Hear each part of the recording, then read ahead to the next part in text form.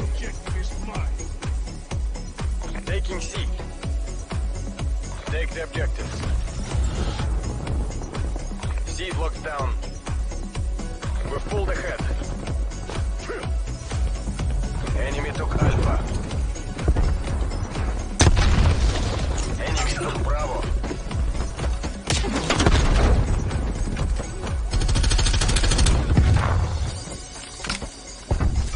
We're losing this fight.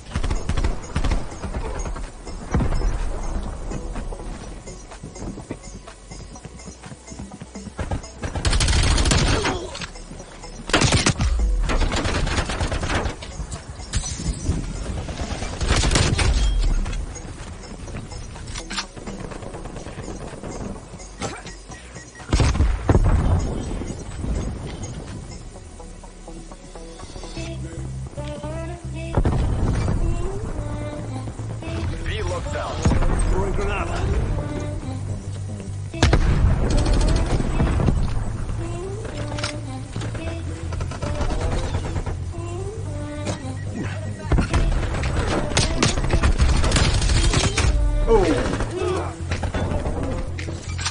Taking A.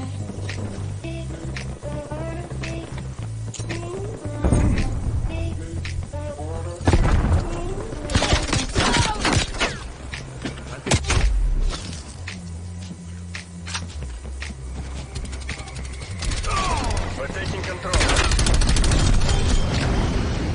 Got them.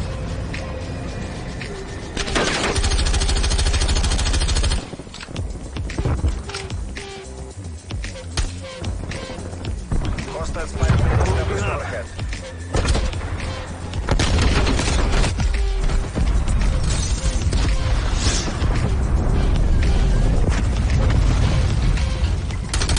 Taking Alpha.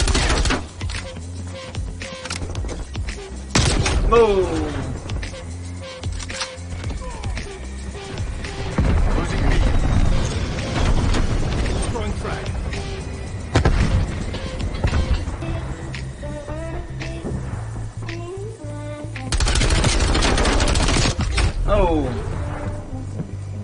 Cruise missile inbound.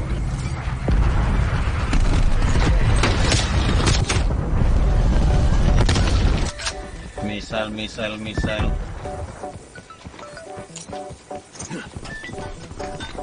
Hostile strafe run inbound. Oh, Enemy can B. Inbound strike inbound.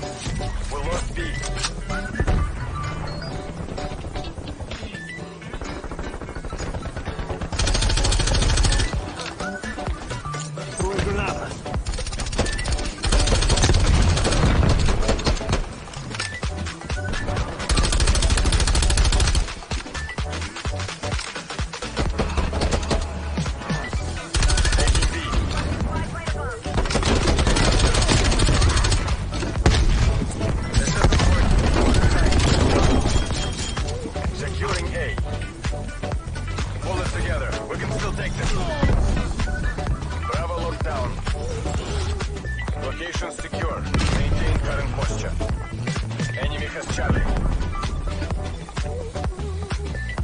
We've taken the lead.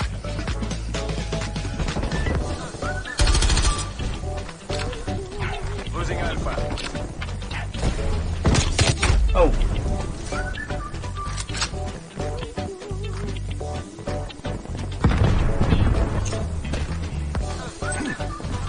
Half time.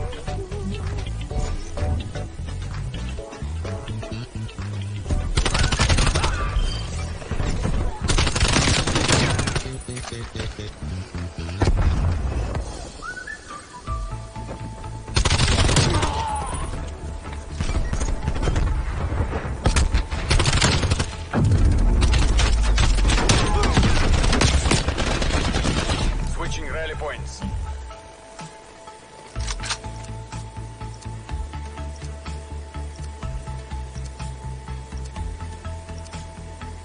Secure the objective. Help me take this objective.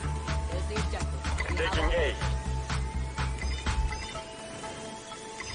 Enemy has C. A lockdown. We're taking control. Enemy took Bravo.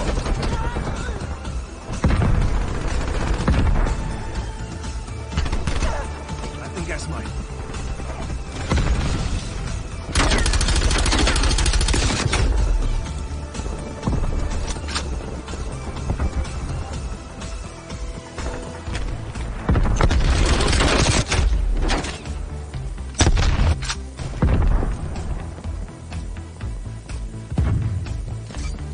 Securing B.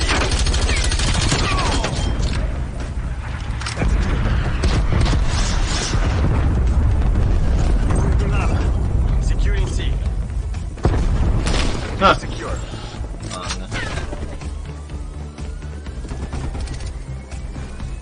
Losing B. Spot a gas mine.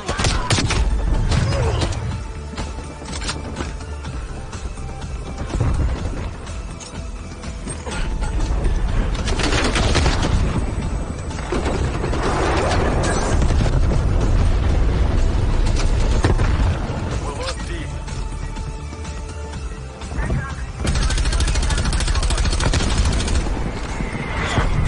Enemy care package found. Throwing frag. Hostile spy plane established overhead.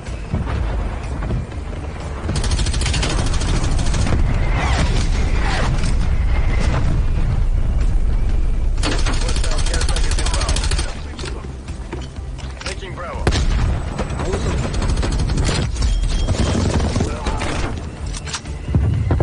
Bravo locked down. Throwing frag.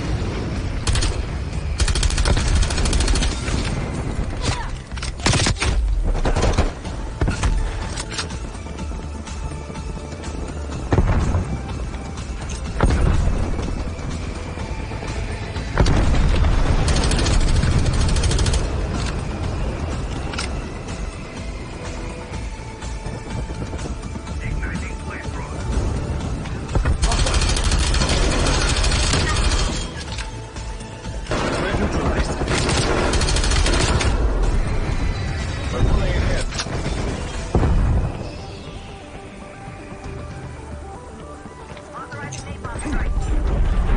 Losing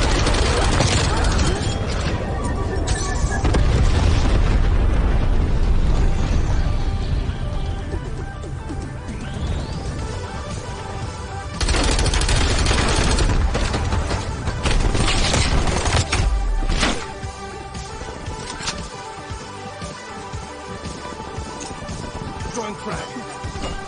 enemy sentry turret detected in your AO.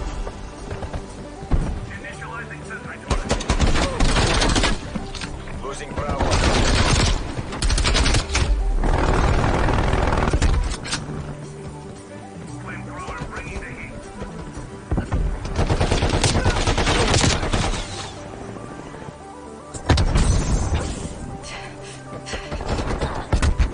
Molotov going out.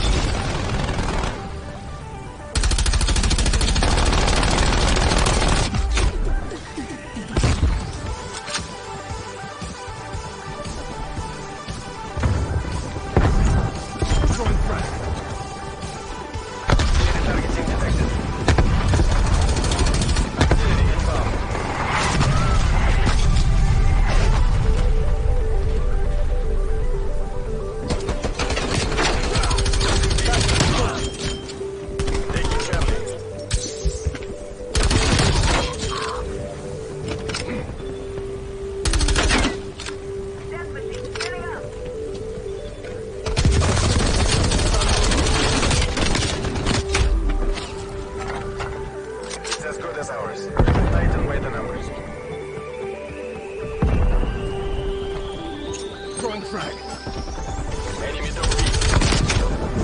Securing C.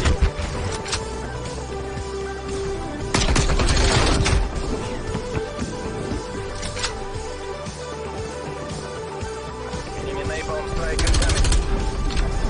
This objective is secured.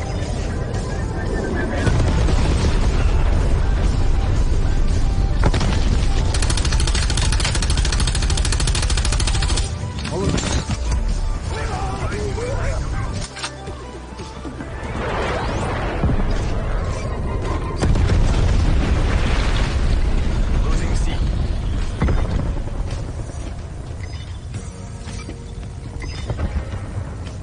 Alpha secure. Throwing frag. Victory!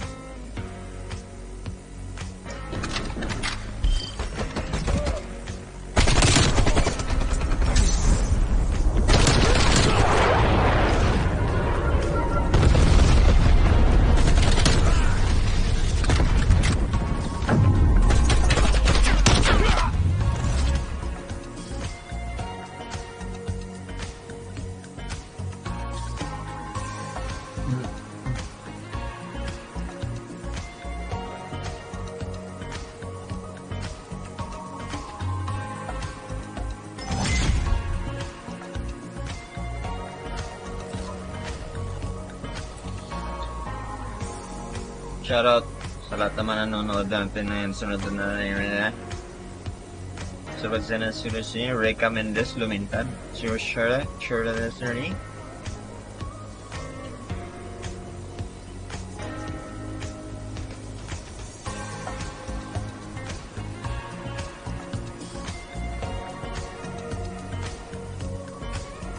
Sino pa bang nandyan? Magingay, magingay.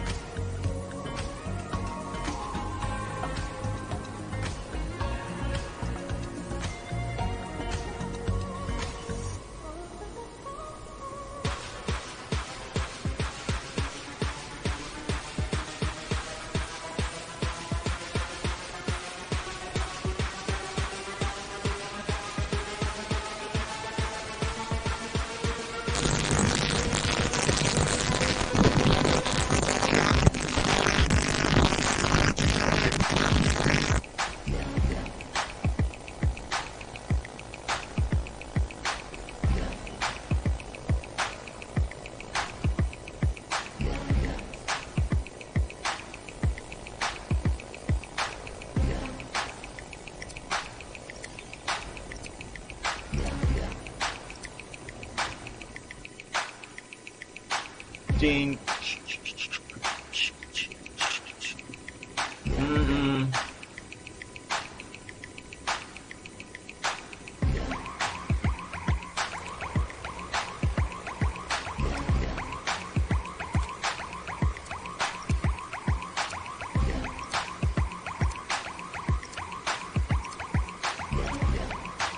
Kill confirmed. Show them how the CIA does business.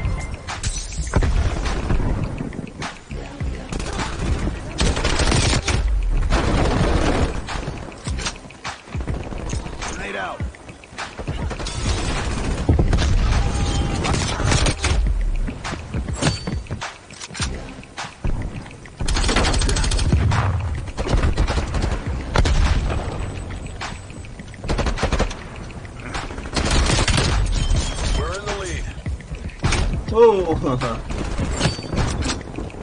This isn't working. We're behind. Trophy system down. Established overhead.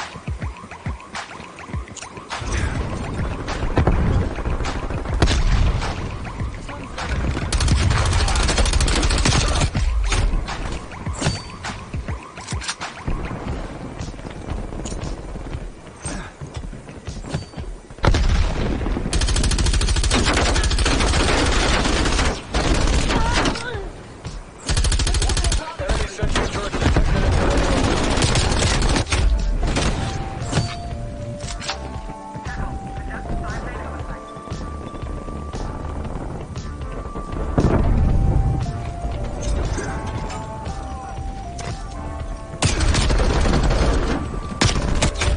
Hey!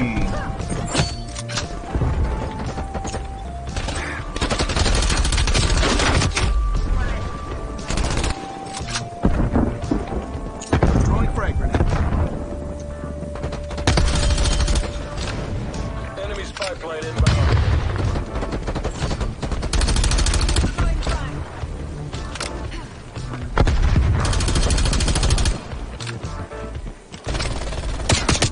Oh!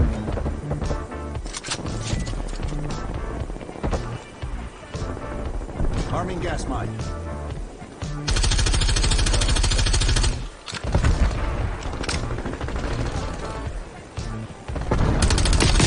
Multiple hostile spy planes detected.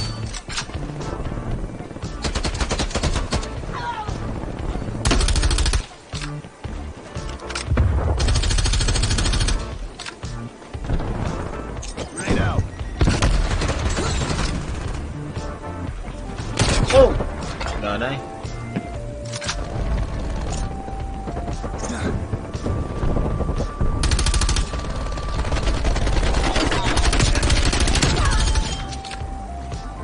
Smoke dirt.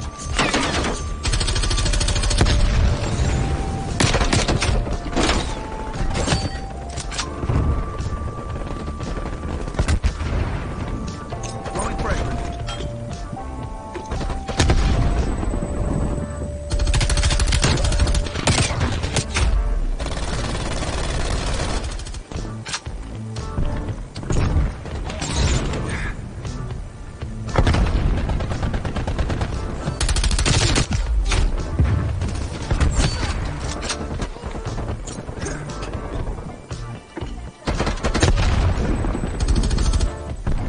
Enemy spy plane inbound.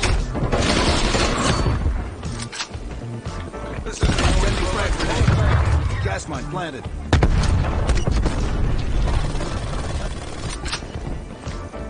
Grenade out.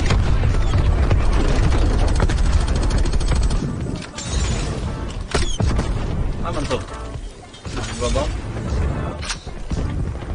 Throwing frag grenade. hostile strafe run inbound.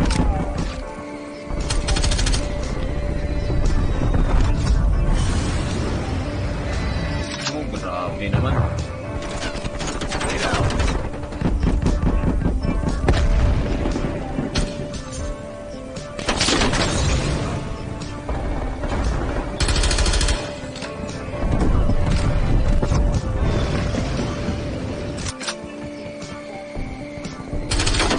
Enemy patrol inbound. Friendly target. Friendly target. Confirming kill. Oh! Grabe, ilang pa no? Enemy Force napalm trip. strike incoming. Sending frag grenade. Enact Casevac protocols. Better we live to fight another day. Withdraw, withdraw. They got us beat.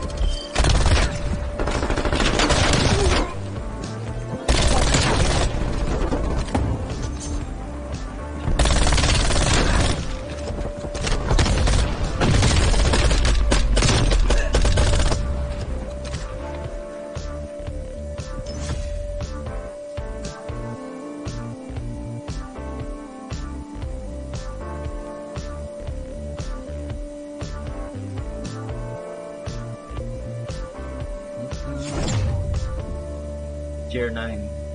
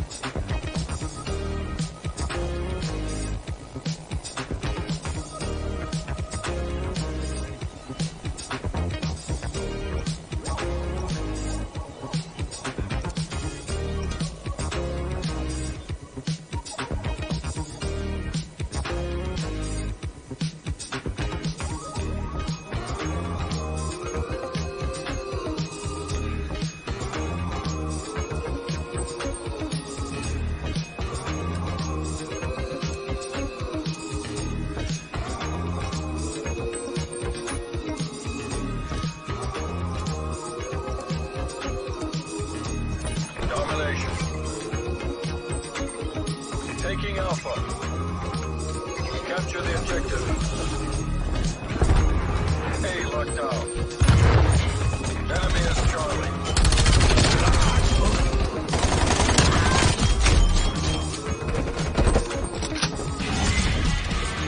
Level 7.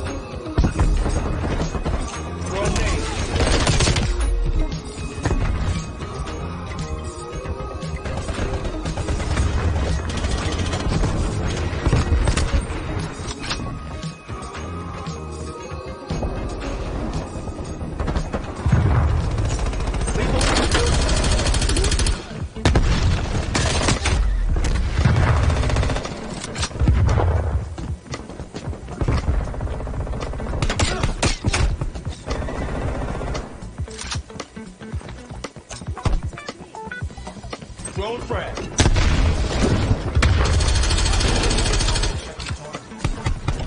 Losing Alpha. Enemy B. Hostile spy Nice plane support thing. established overhead. Taking Charlie. They're dominating us. Go on the offensive. Charlie locked down.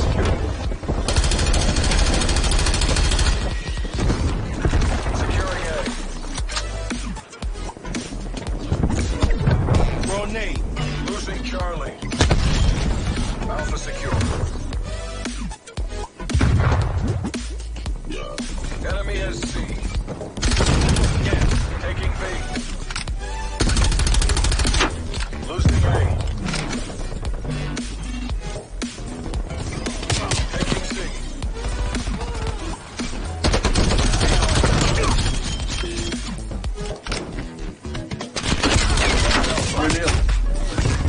C secure.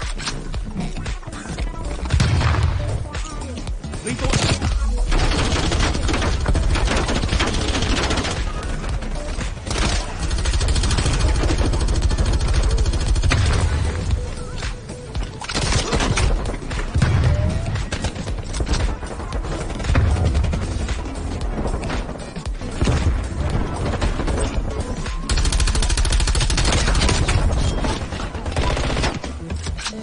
Enemy took B.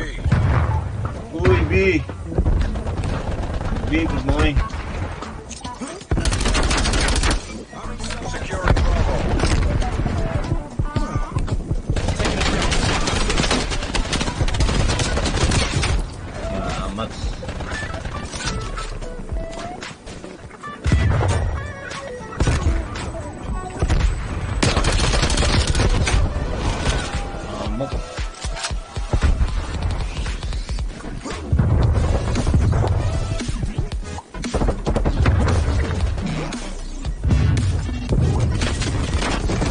Ay,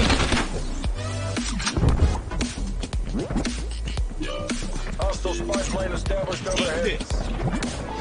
Multiple enemy spy plane contacts.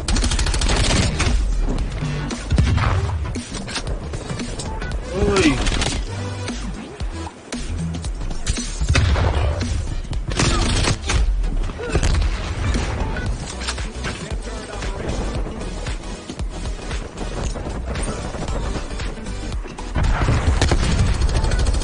Taking A. Taking B. A locked down.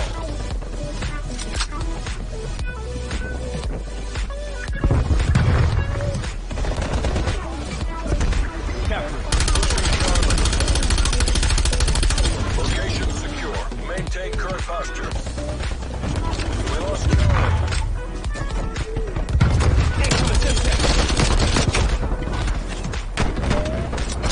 Losing Bravo.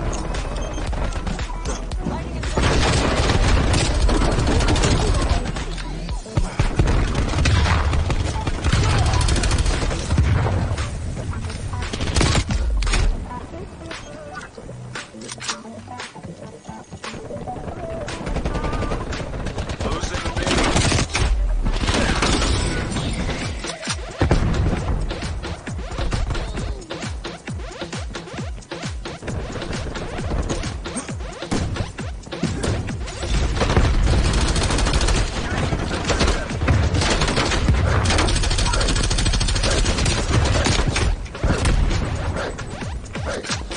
Time's against us. Turn this around.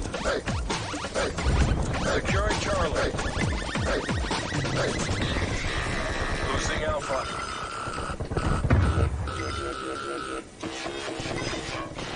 We've taken the lead. All locations locked down. Dig in and hold them. Enemy has Alpha. I'll strike it down. Enemy in control inbound. Grenade. Losing B. Halftime.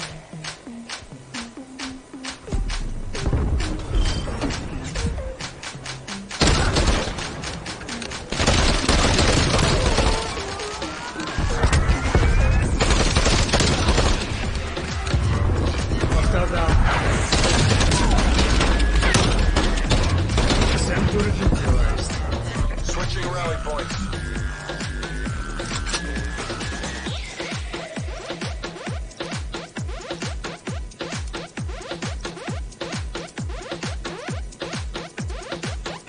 Take the objectives. Capture in progress. Securing C. Charlie secure. We're taking control. Enemy has A. Grabe. Losing C. Taking Alpha.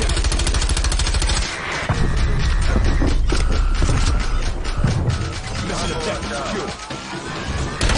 Enemy is Bravo.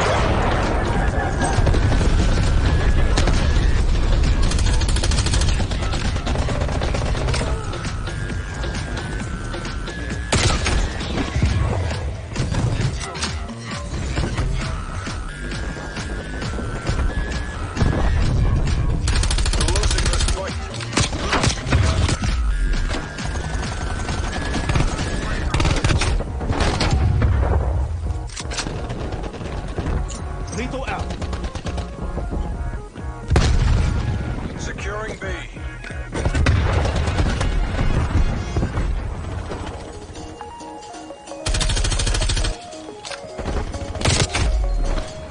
B secure. Losing Bravo. Hostile artillery targeting active. Eat this. Net call. Incoming artillery. Enemy took Bravo. Send rep. Enemy attacking Bravo. Hostile spy plane established overhead. Taking B.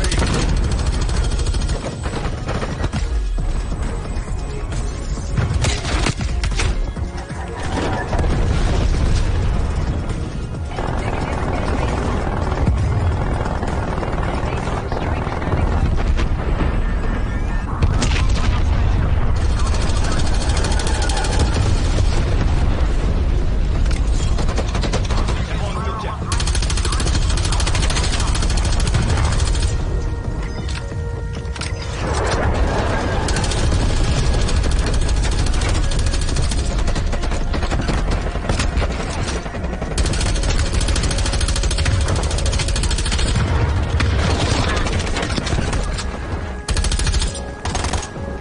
Send rep. Enemy attacking Bravo.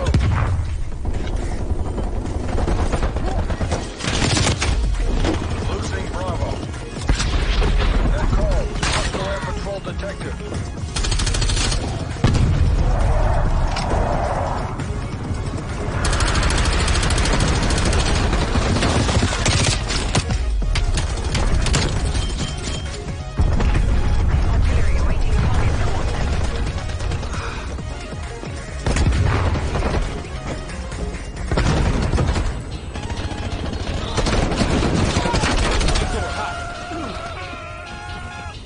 Hostile spy plane established overhead.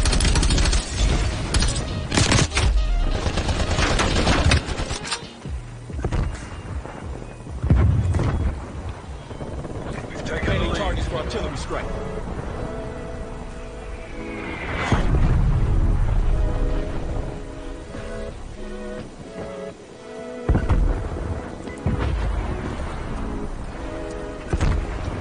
Multiple hostile spy planes detected.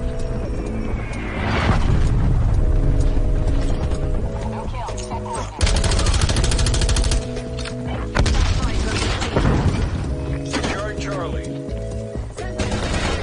Losing Alpha.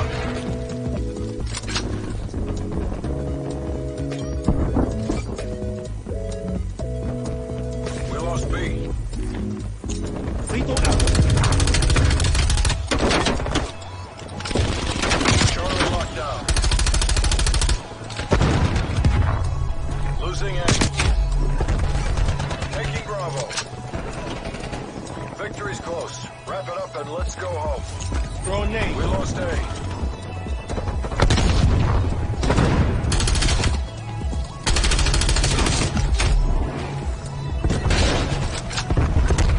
Throwing frag.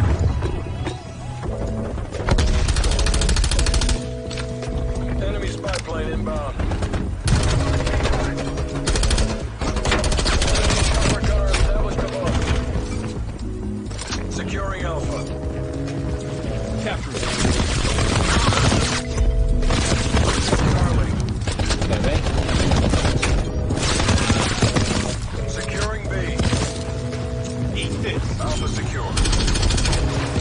Hostile strafe run inbound.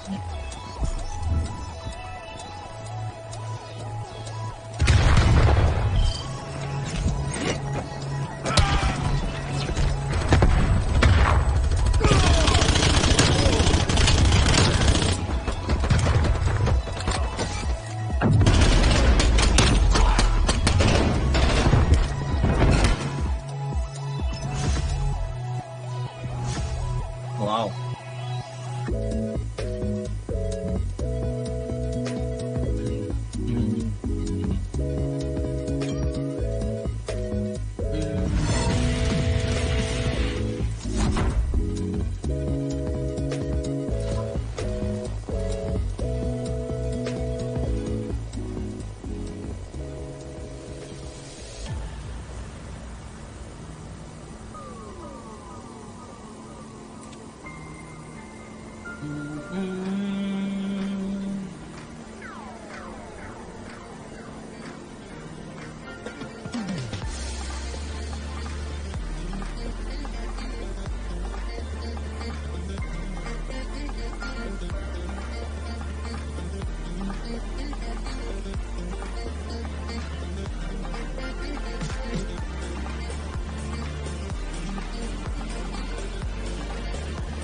Let's go.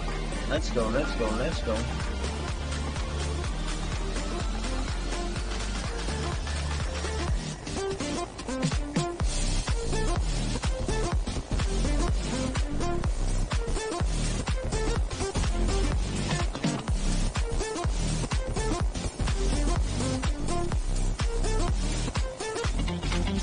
What's up, Rika?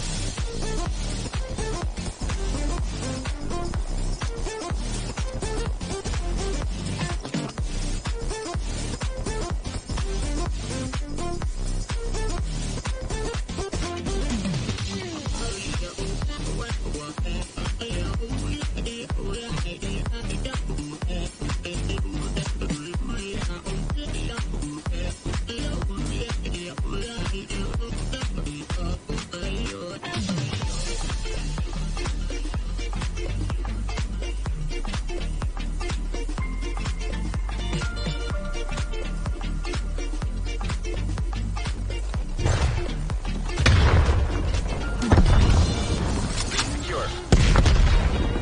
Seize the objective. Taking the lead. Enemy took Alpha. Bravo. Throwing frag. This isn't working. We're behind.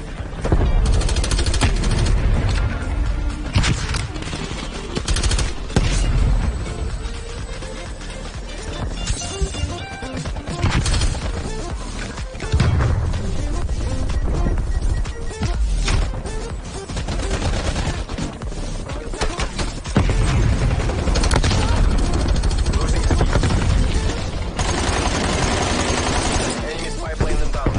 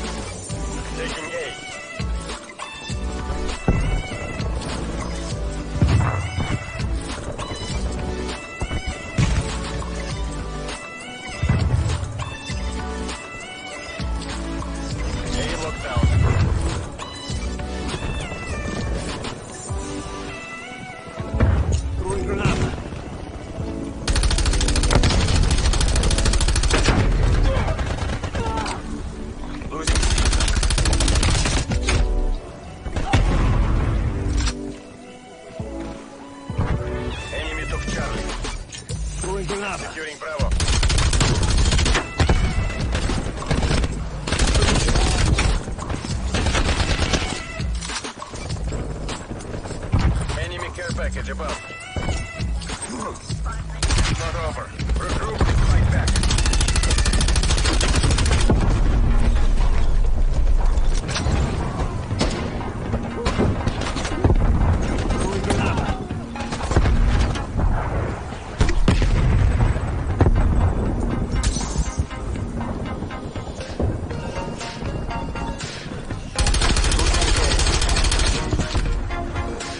Gas line going down. Half-time. Trophy system neutralized.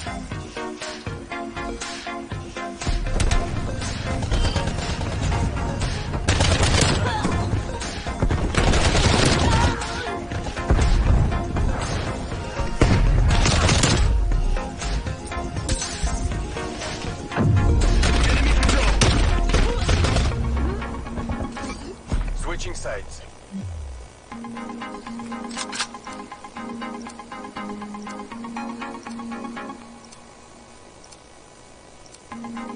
Take the objectives.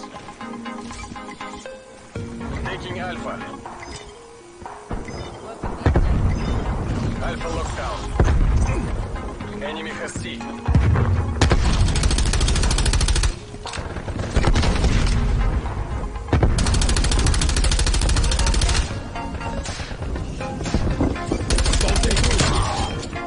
Watch out.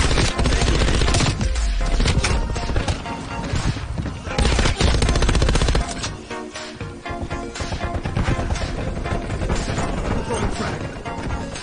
Enemy spy plane inbound.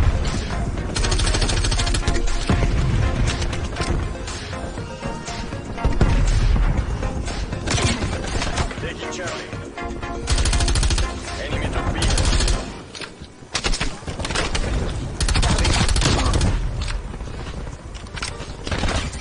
Securing Bravo.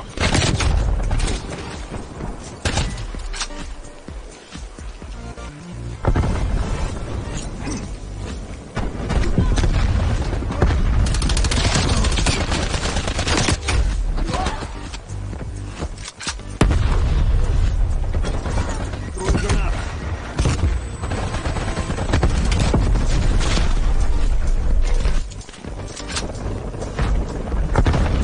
Throwing frag. Gas line going down.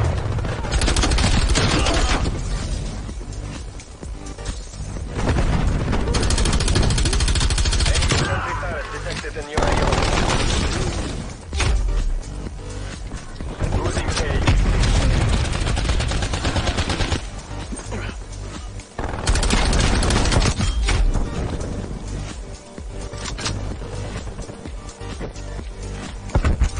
Throwing frag.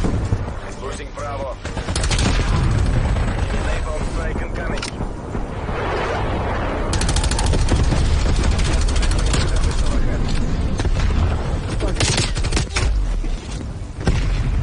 We lost Bravo. Throwing frag.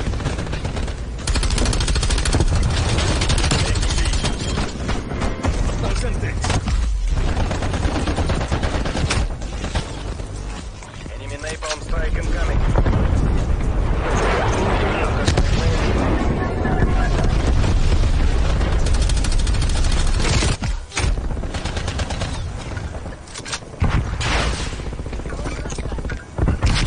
Throwing frag.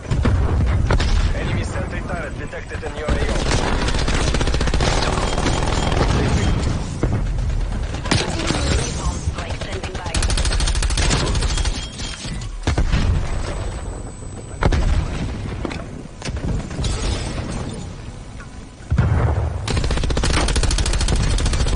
Securing Bravo.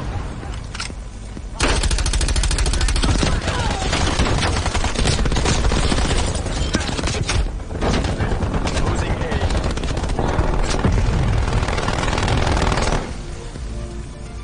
Throwing frag.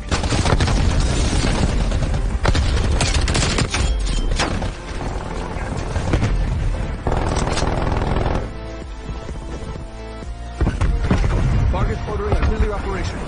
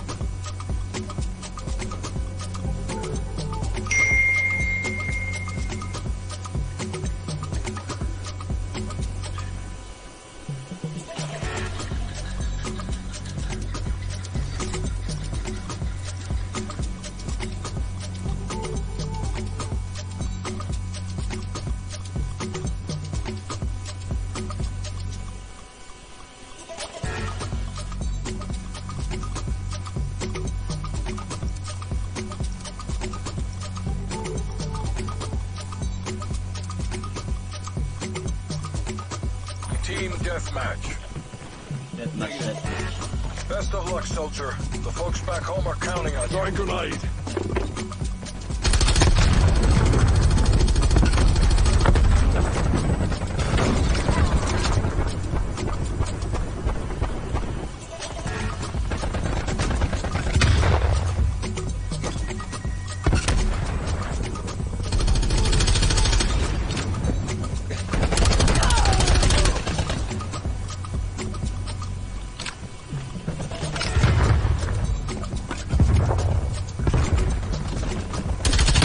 Pulling ahead. Neutralized.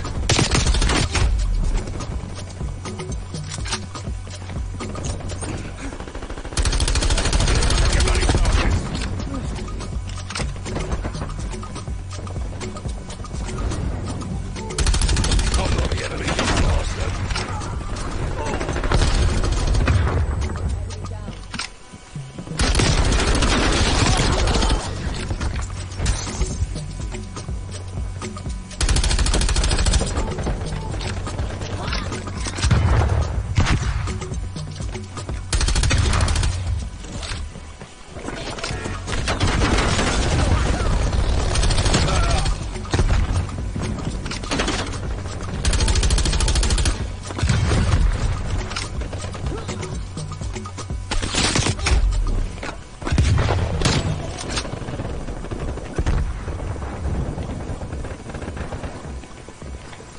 Throwing grenade.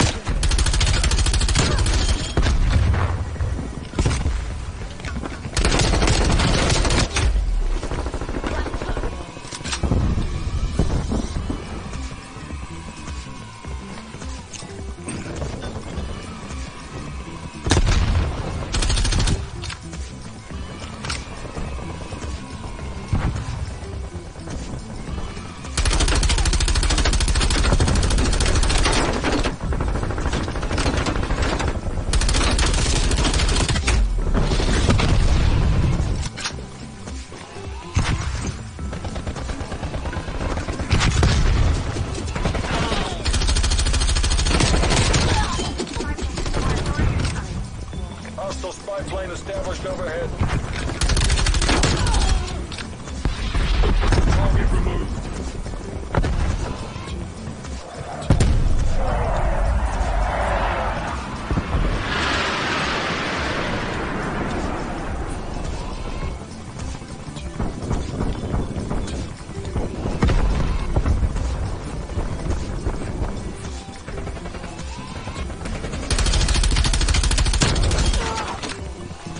Planting gas.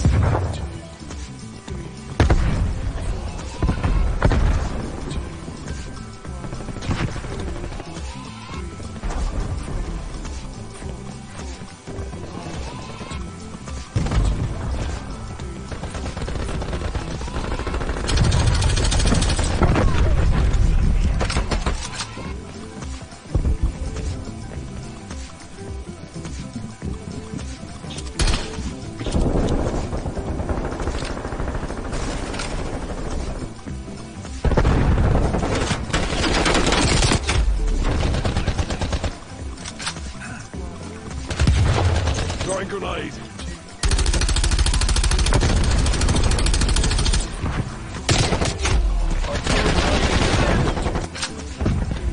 Artillery inbound.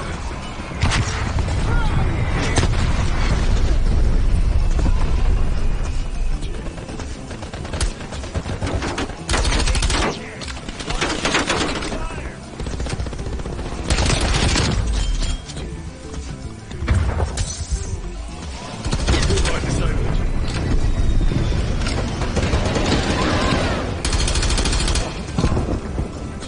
Enemy sentry turrets detected in your AO.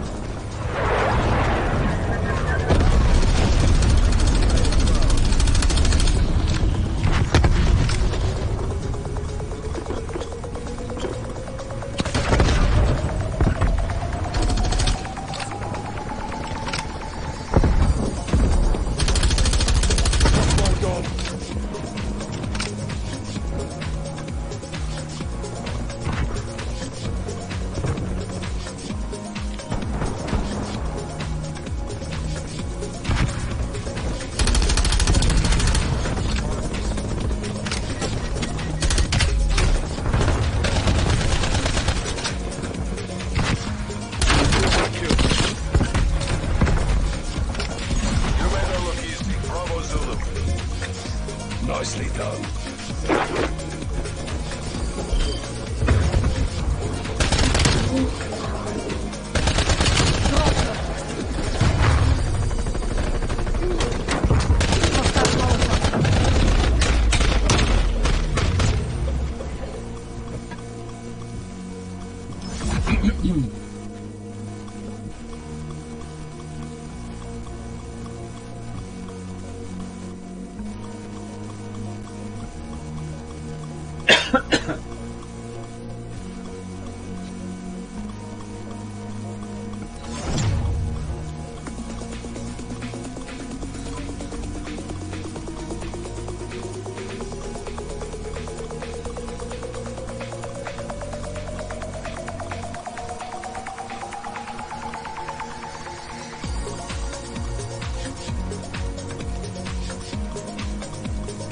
Spike drop.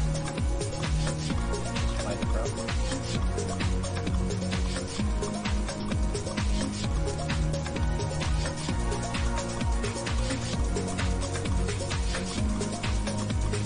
Spike drop.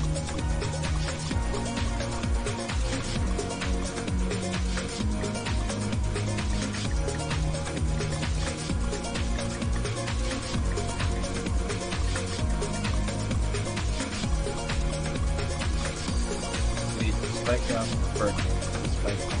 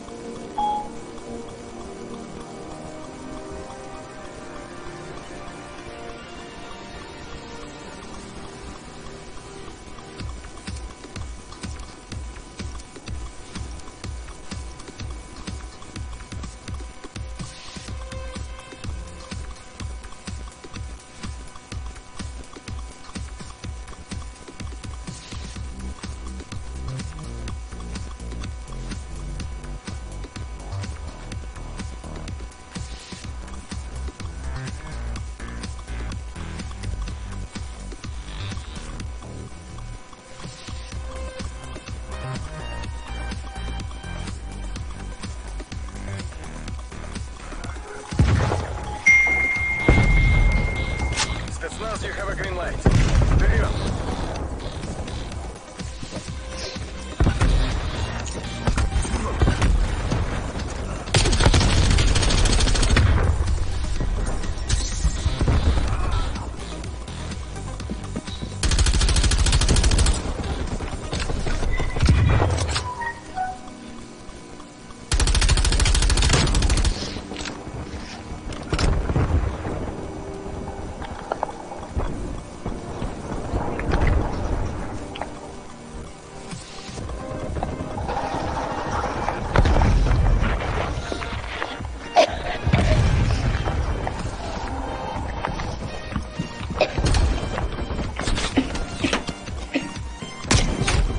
Ora.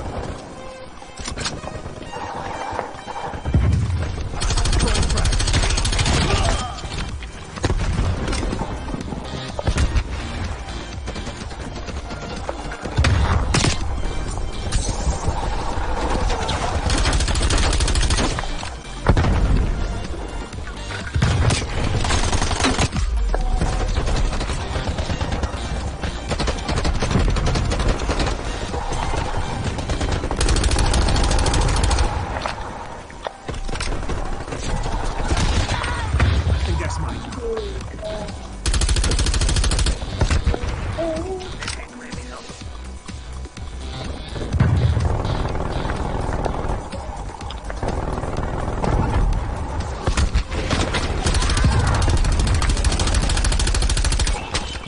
Bad guy down.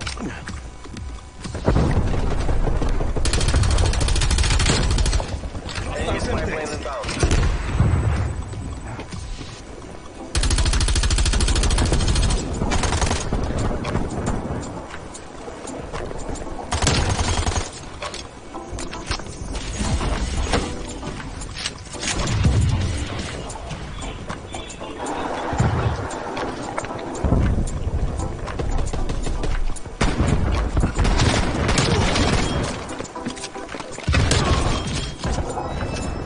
Enemy down.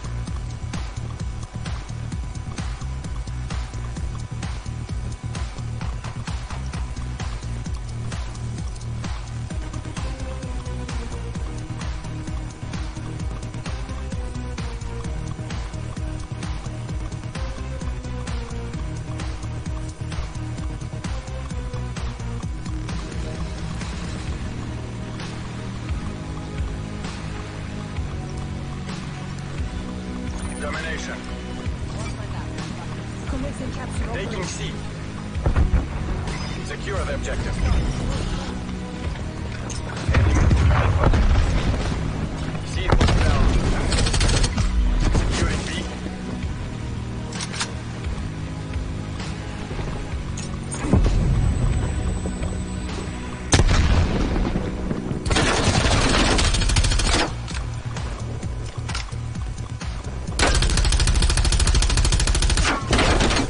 Taking Alpha.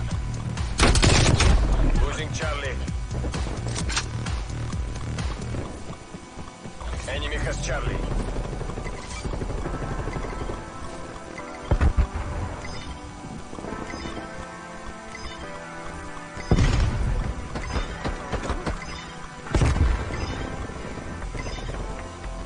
Alpha secured.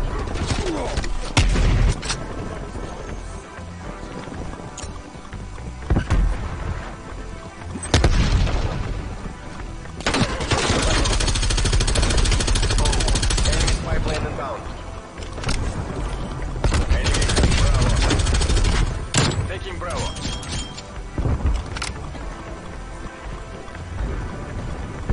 Semtex inbound.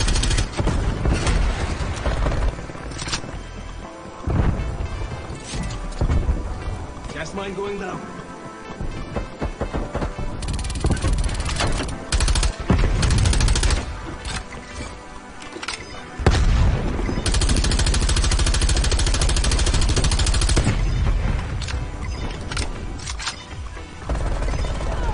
B locked down. Losing B.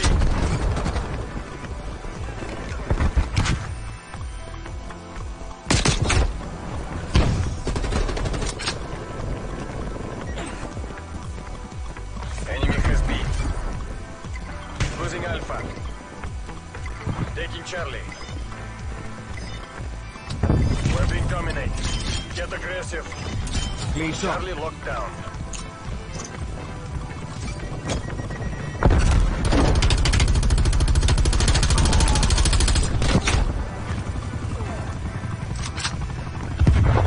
Throwing Granada.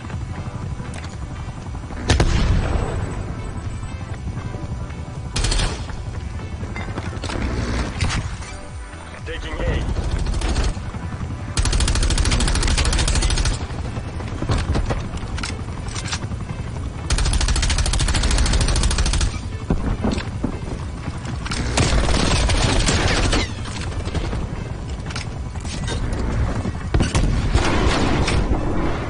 A locked down.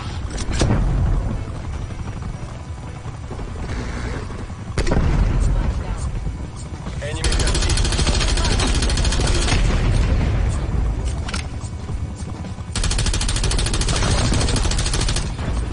Capturing objective Estas. Securing B.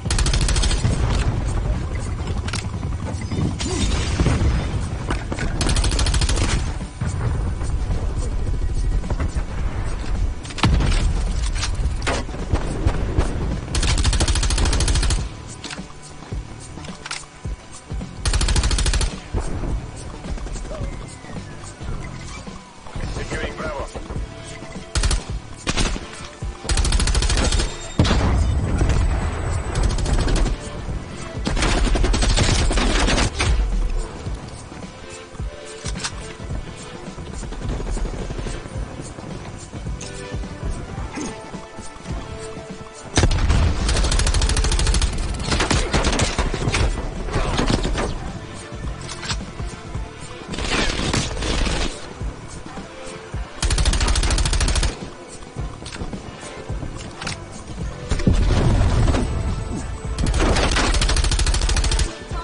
The round's nearly over. Try to redeem yourself.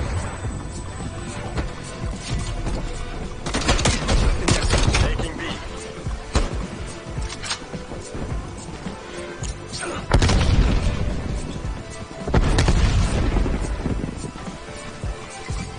Taking Bravo.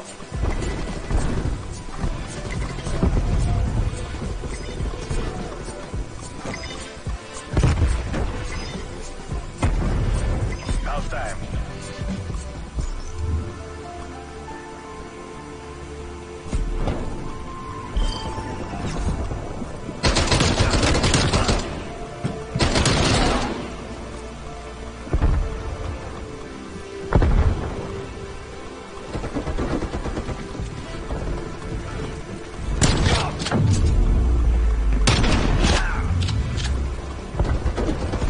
sights.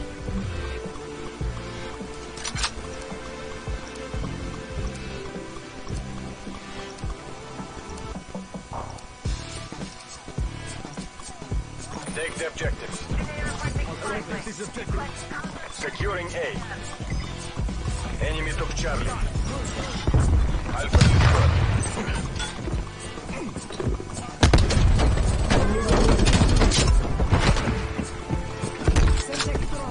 Enemy spy plane inbound.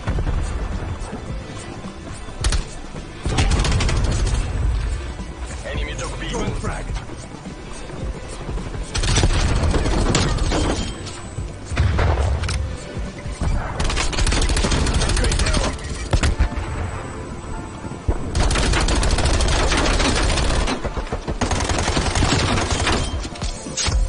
Multiple enemy spy plane contacts.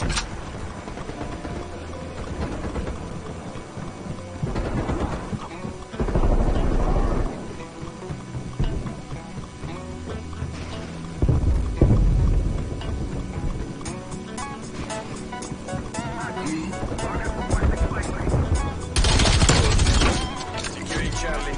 EKIA.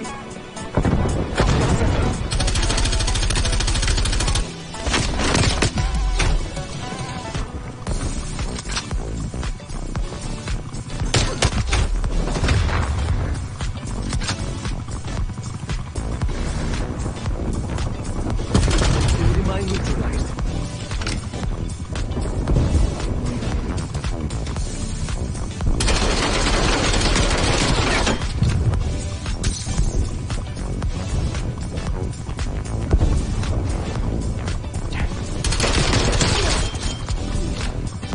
Wasted.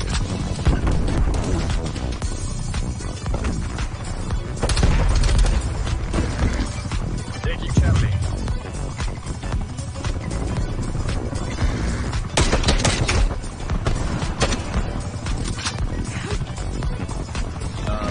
Enemy care package above.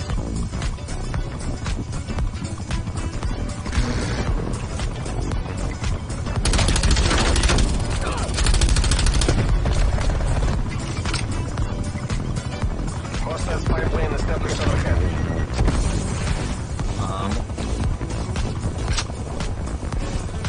Losing Alpha. Shutdown flamethrower unit.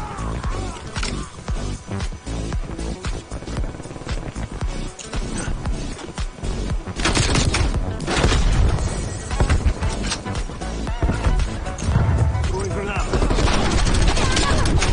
Sama burot na lang.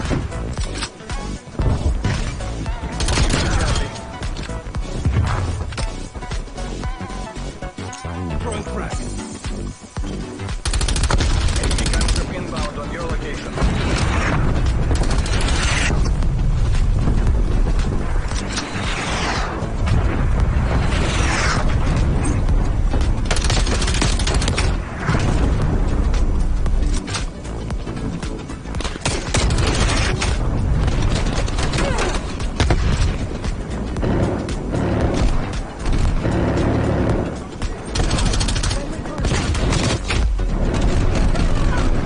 Taking C.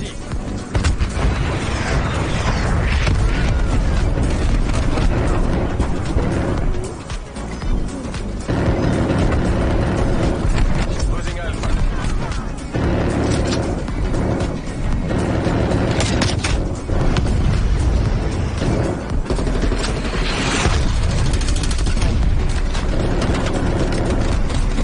I am taking desperate measures. We have to take this. They're dominating us. Go on the offensive. Help me take this objective.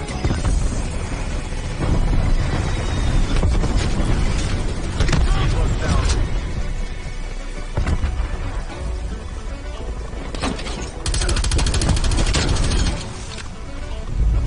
Napalm strike standing by. Mission terminated. All squads retreat. They've taken these. We have to get out of here now.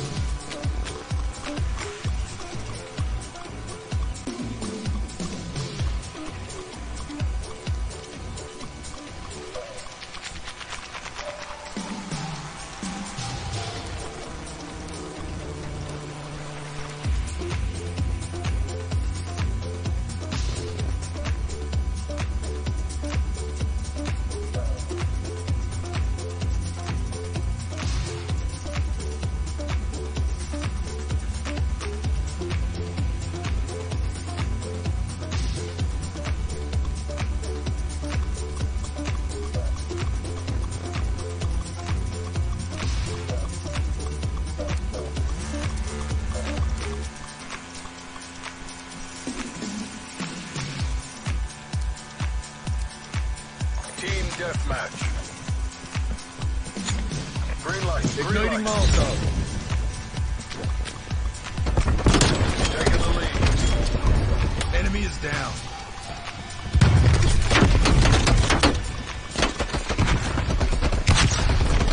Losing the advantage.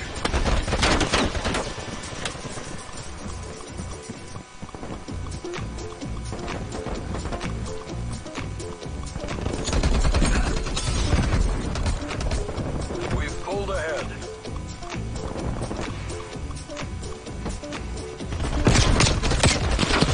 We've fallen behind.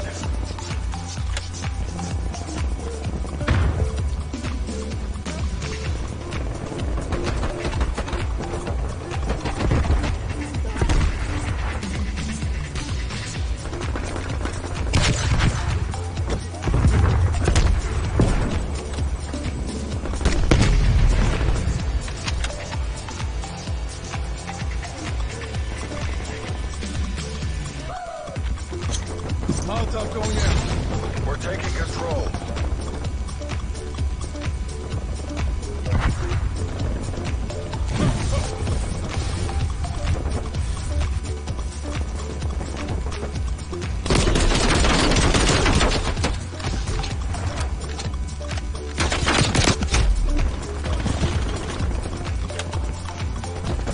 We're losing this fight.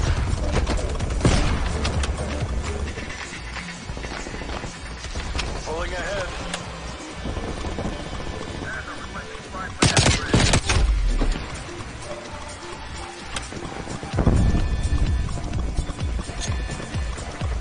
Throwing incendiary.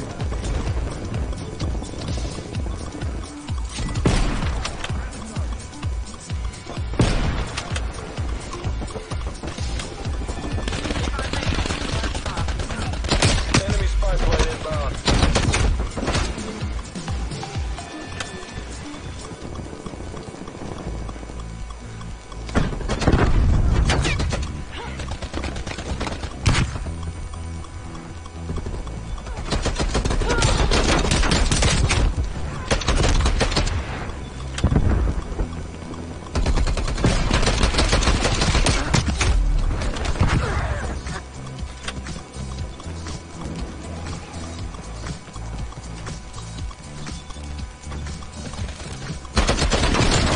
Check the damn targets.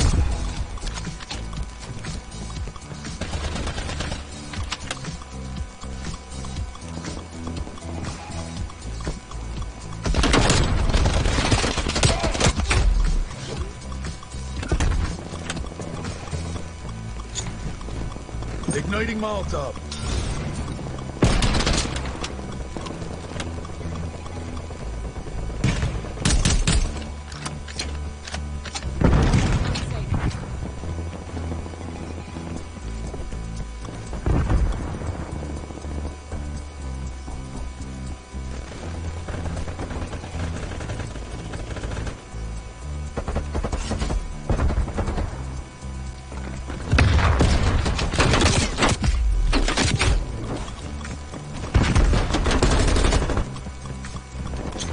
Molotov going out.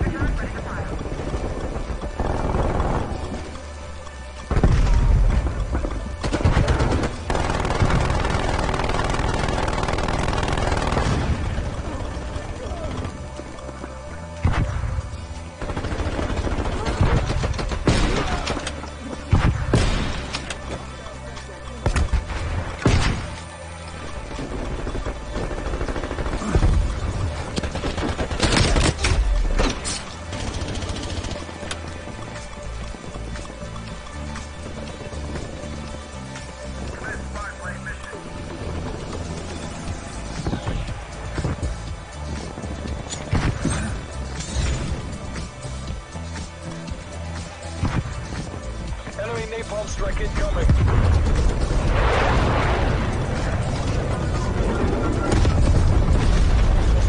Established overhead.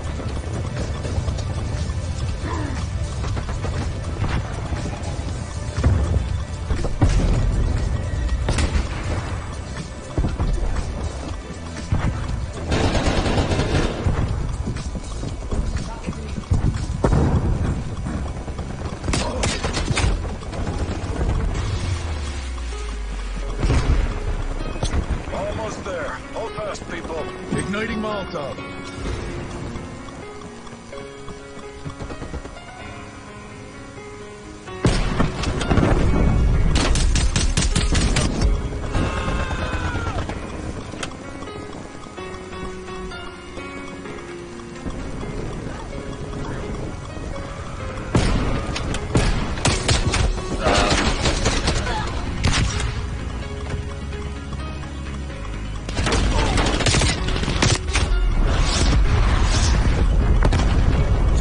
Throwing incendiary.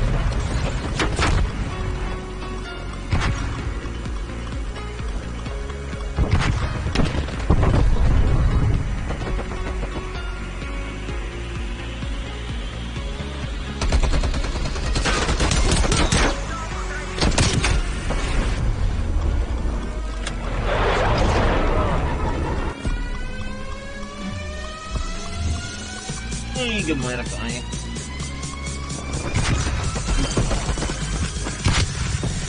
Semtex incoming.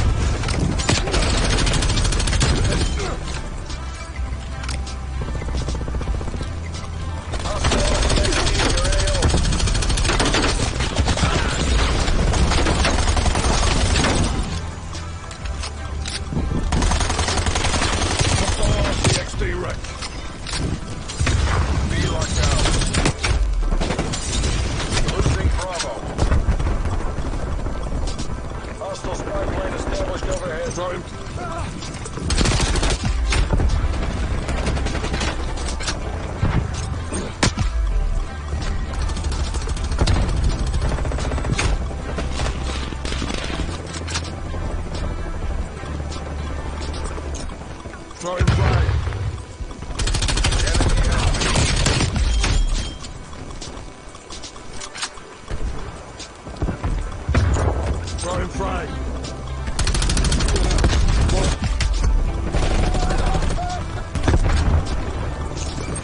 Securing Bravo.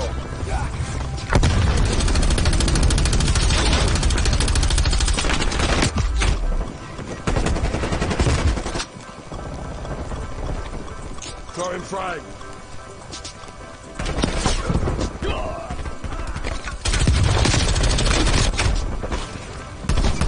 Securing B. Throwing grenade. The run's nearly over. Redeem yourself. Bravo secure. Hostile spy plane established overhead. Losing B.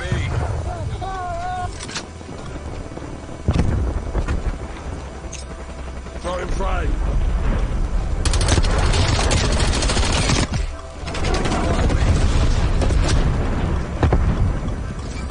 Taking B.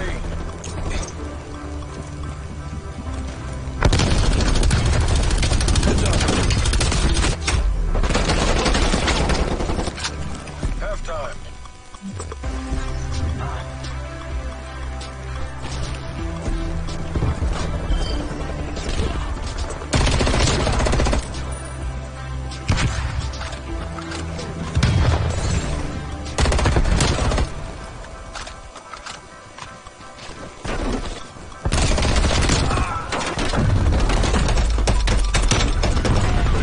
Switching sides.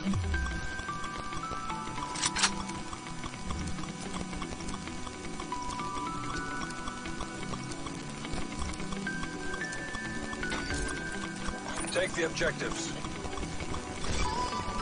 Taking Charlie. Sentry turret active. Enemy has Alpha. Throwing C grenade. secure.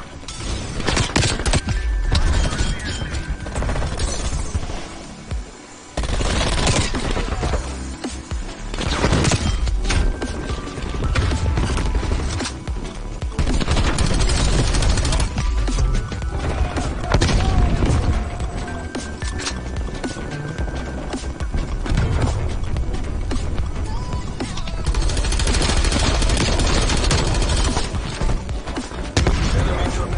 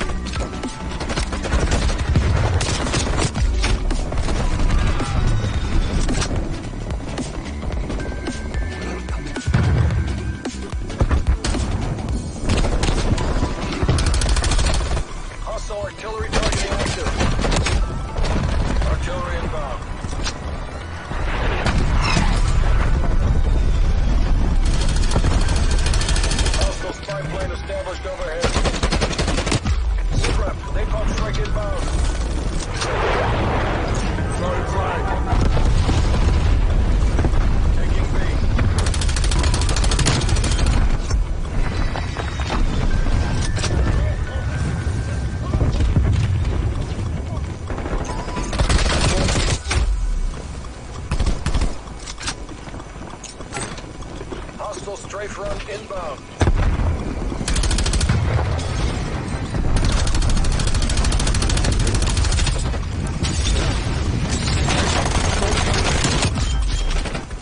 Be secure. Losing Twice B. authorizing napalm strike.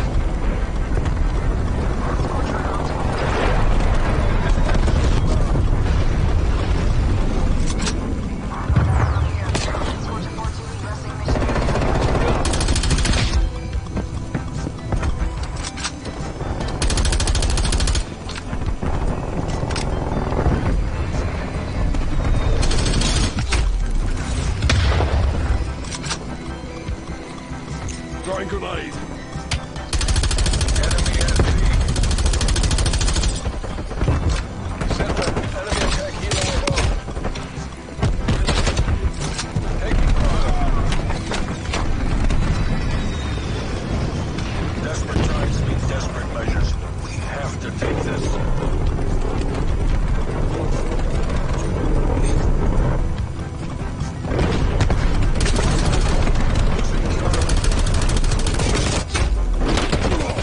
Securing. We're being okay, I'm calling it. All operators proceed to exfil point. We have to work together. Stick to your plan.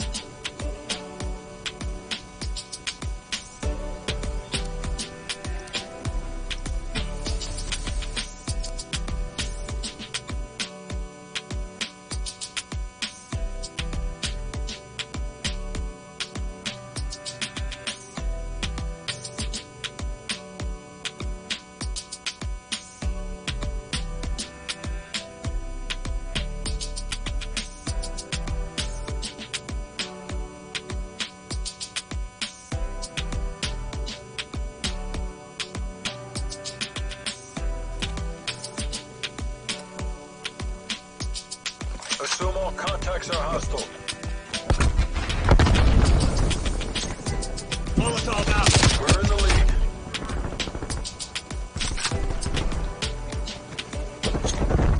Dang Molotov.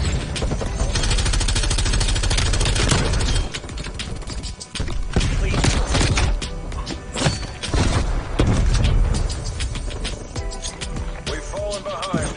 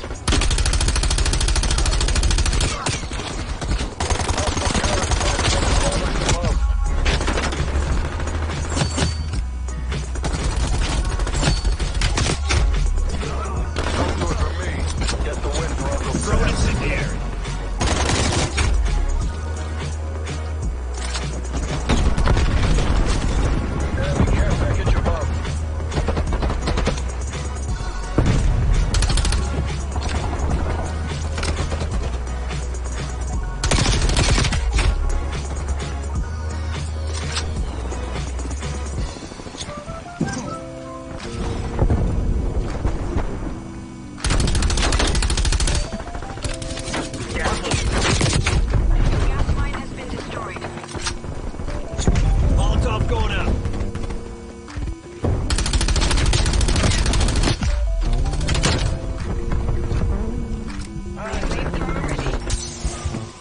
Enemy was sent down. Pull the damn plug. Deconflict and move to exfil. The fuck went wrong out there?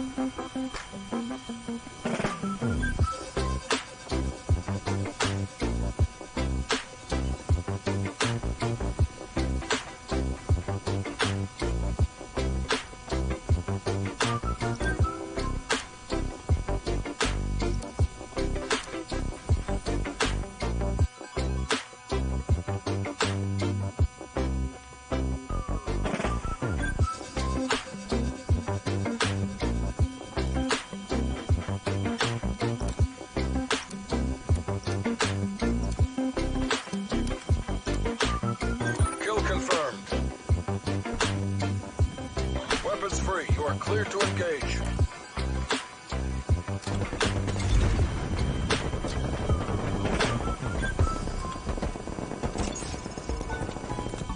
We're taking control.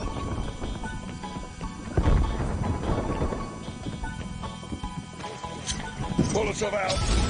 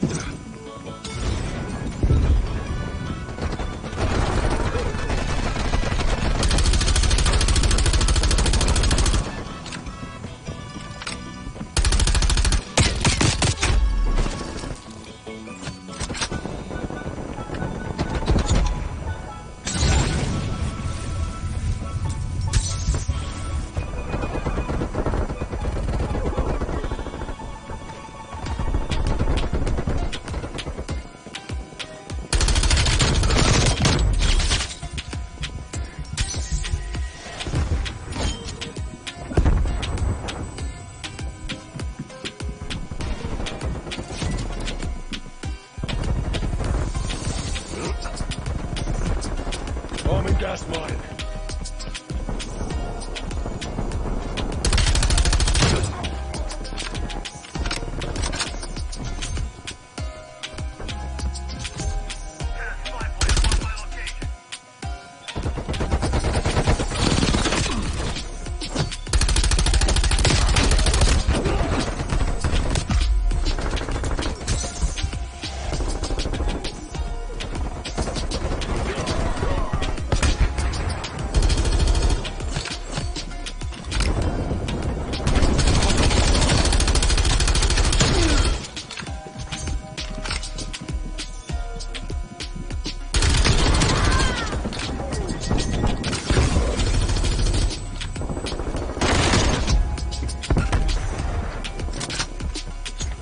Tossing Molotov.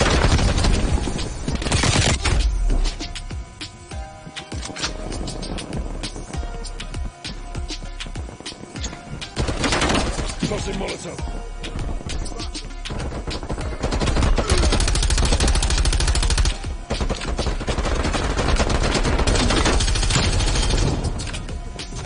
Enemy destroyed. Flamethrower available for use.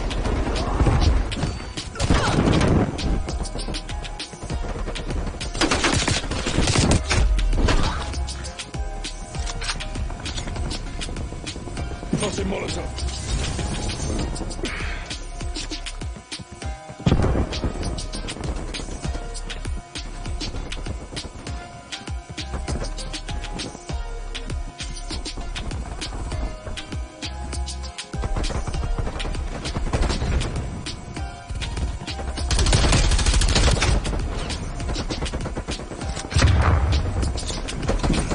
Enemy spy plane inbound. Planting gas. Napalm strike inbound.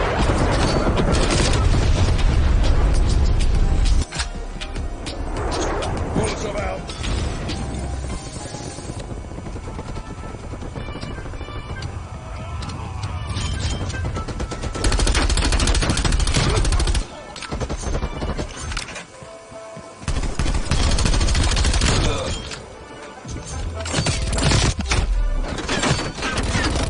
Enemy care package above.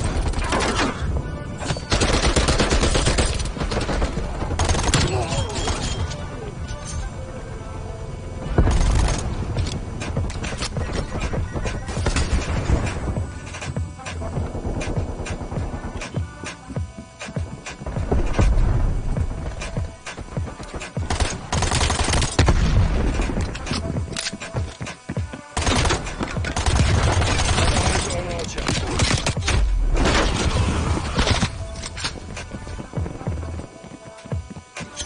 Vector exposed. Have the CIS cloud.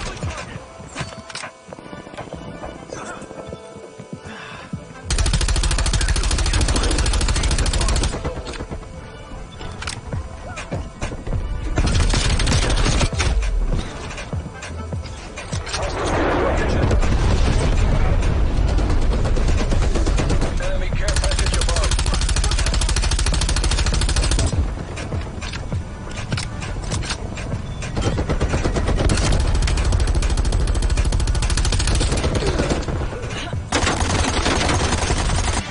Every wind pushes back the Iron Curtain. Drink it in.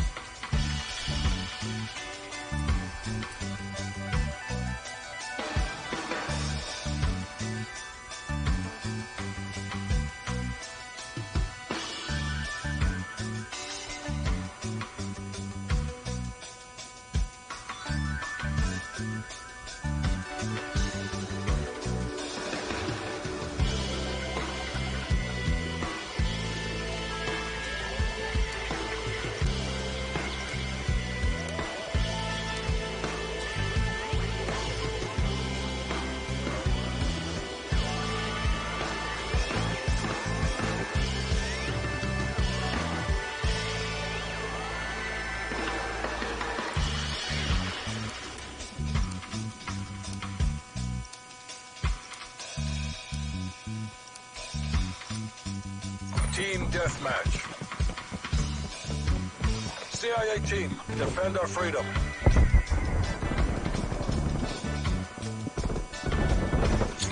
Igniting Molotov.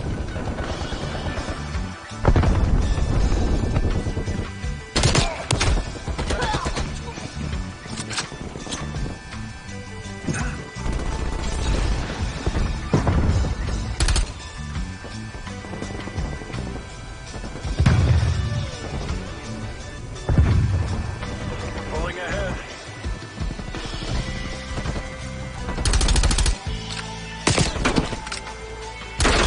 We're losing this fight.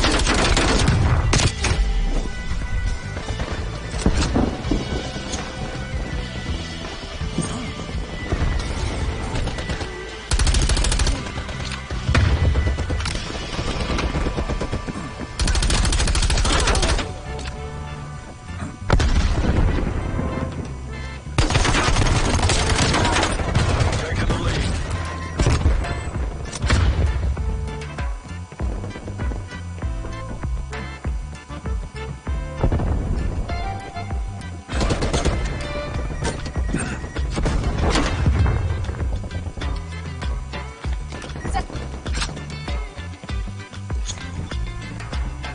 Molotov out.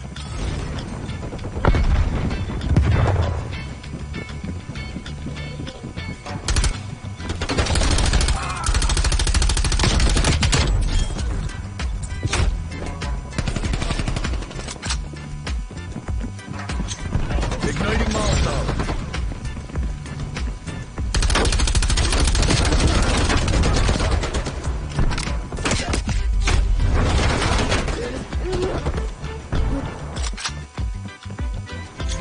Molotov out.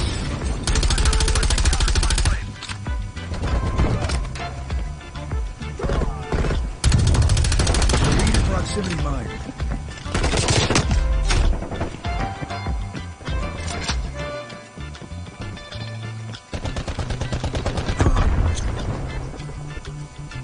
Molotov going out.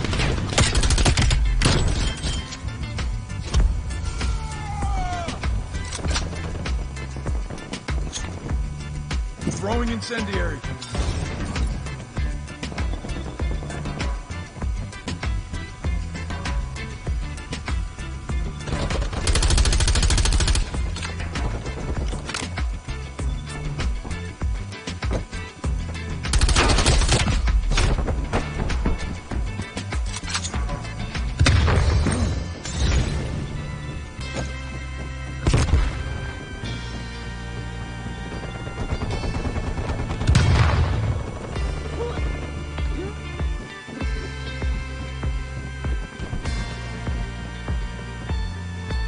Hostile spy plane established overhead.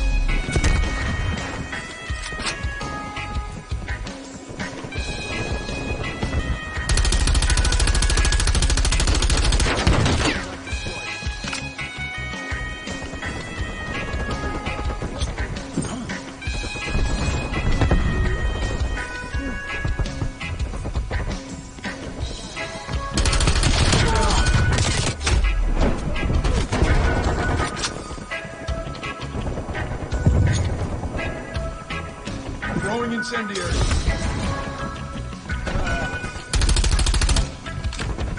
Enemy spy plane inbound.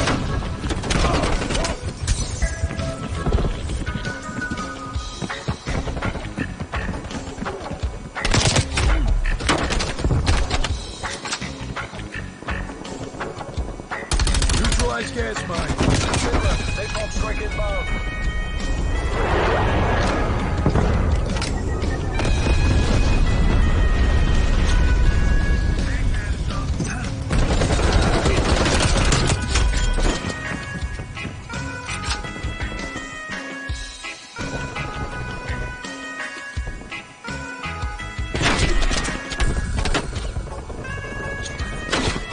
Molotov.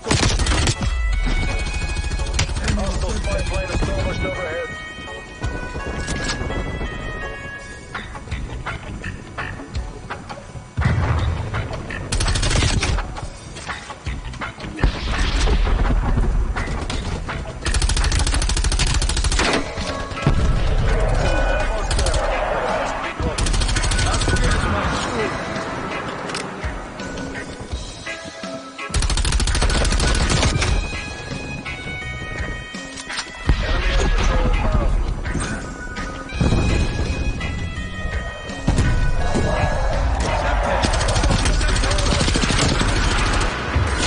Takes a licking, still keeps ticking.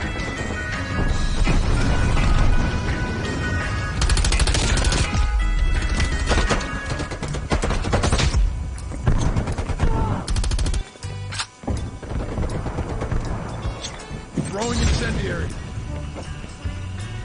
Enemy patrol inbound. Molotov out. You made that look easy. Bravo Zulu. We fucking crushed it.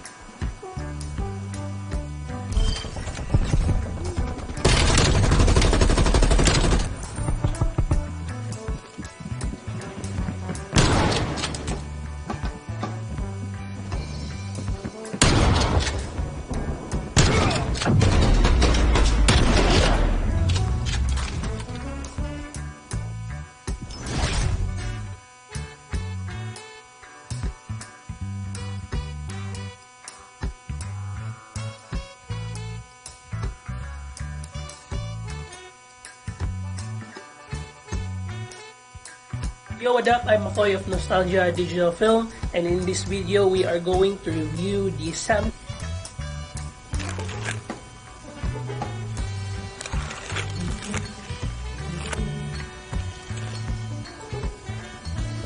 Got a new light. Yeah, I carry it in my pocket every day. Oh, moonlight setting? Okay, medium. Turbo. Oh, an attacker. Strobe. Do we need to put a seizure warning at the beginning now? This is Kirk's little thing now, which looks pretty great, but I can't show it just yet. How'd you tails? Oh, sounds good. Have they seen these before where you pull it off and throw it back on? Happens fast. I learned how to do this in English class. They were all reading like poetry and books, and I was like, yo, the ring roll must be completed. Come on. That's not easy to do. You know what's also not easy to do? That.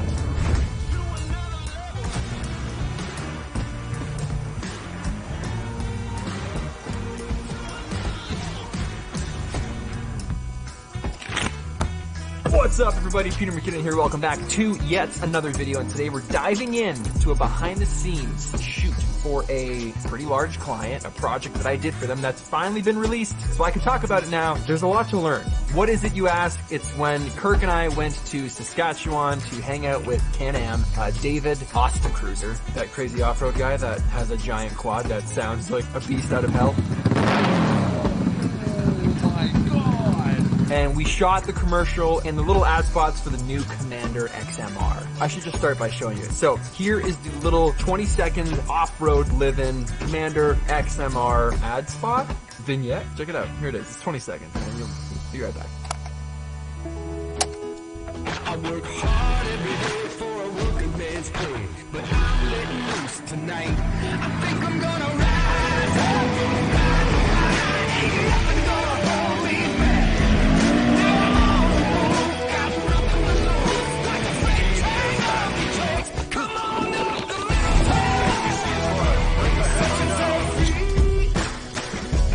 We're in the lead. Pretty cool. So Can-Am saw that and we're like, hey, can you make like a 60-second version of that shows a little more, X, Y, and Z, throw some text on it, bang, and here is a 60-second extended version of said vignette.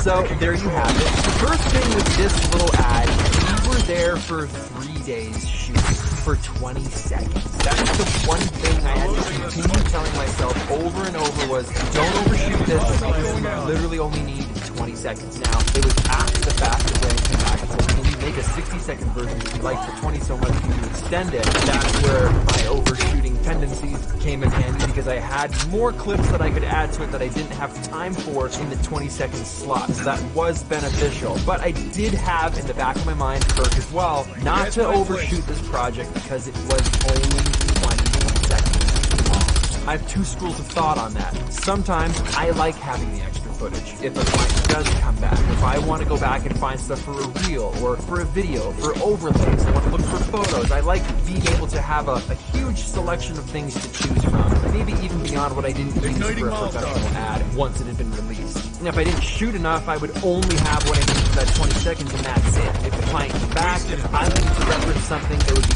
nothing. But I don't ever feel comfortable doing that. I don't feel comfortable overshooting to the point where it's just wasted memory. Drive space is expensive. You know, giant RAID, cloud storage, whatever. I don't want to be just eating up extra space for no reason for stuff that I'm never going to go back and look at. Now, because I happen to be into off-road and power sports, I knew that I would come back to some of this footage eventually. So we tried to find a happy medium.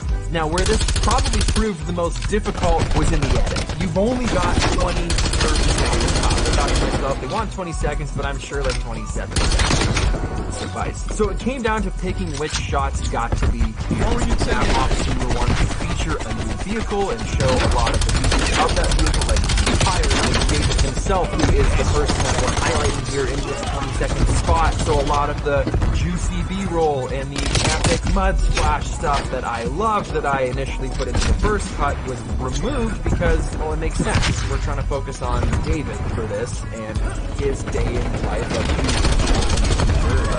crazy mud racing. And so we wanted to feature those things and show a little bit about who he is, where he lives, and what he does during the day. In 27 seconds, that's hard to do. So the 60 seconds was better. So within that 60 seconds, we were able to just extend it a little bit and flex our muscles with a little more B-roll shots, like some drones, side-by-sides ripping by in the sand with that big trail. Things that didn't necessarily lend to who David was, but showed off the commander more.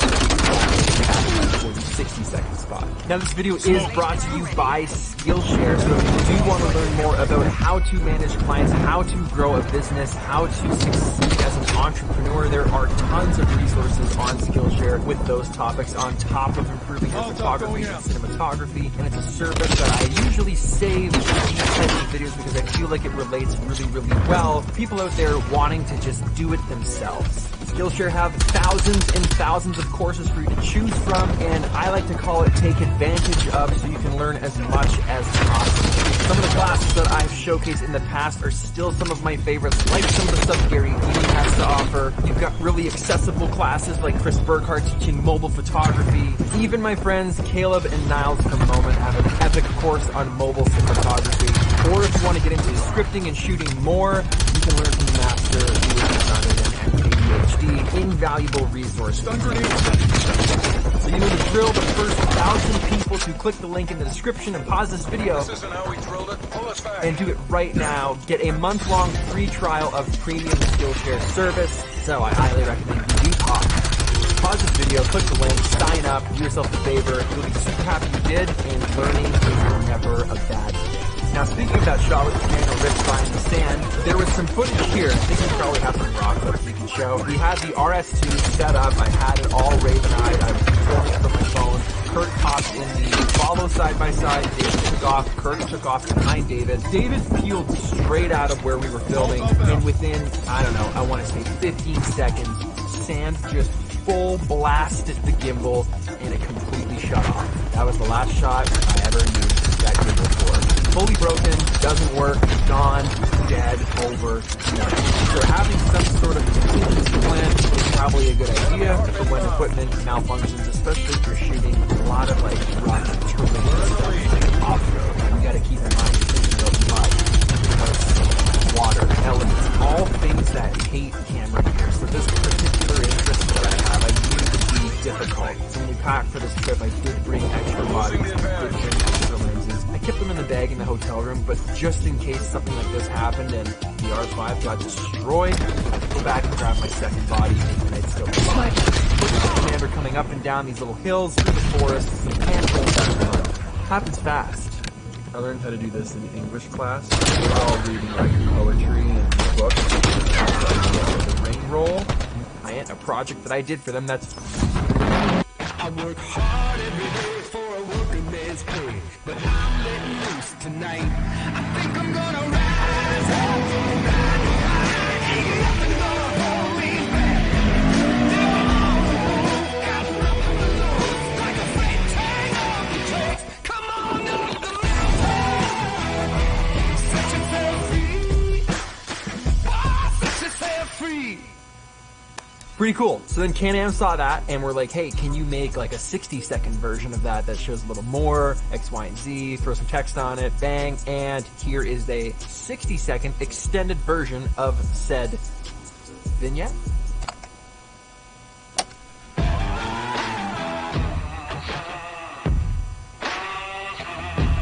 When the sun goes down on the river, it's time to chase the moonlight. I work hard every day for a working man's pay, but I'm letting loose tonight. I think I'm gonna rise up. Ain't nothing gonna hold me back. Now I'm on the move, got nothing to lose. Like a freight train off the tracks. Come on up the mountain, set yourself free.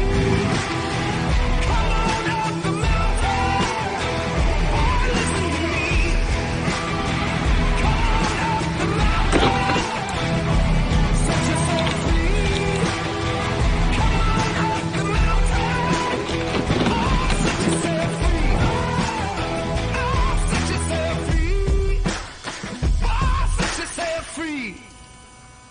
So there you have it. So the first thing with this little ad, we were there for 3 days shooting for 20 seconds. That's the one thing I had to continue telling myself over and over was don't overshoot this because you literally only need 20 seconds. Now, it was after the fact the brand came back and said, can you make a 60-second version because we liked the 20 so much, can you extend?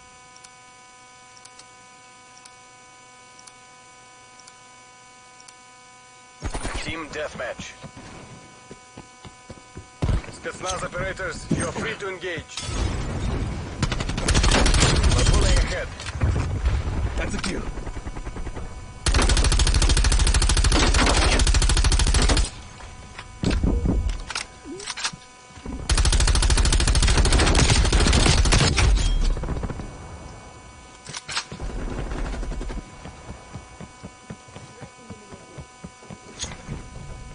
Throwing Molotov.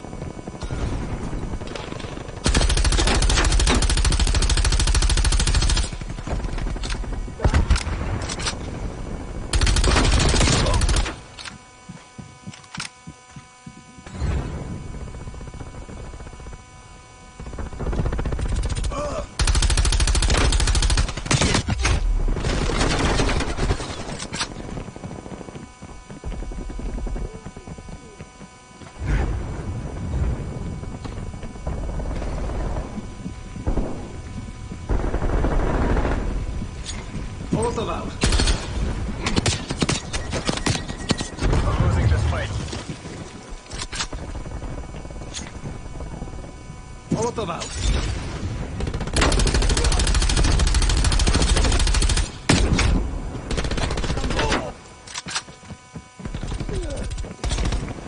We're in the lead. Kill.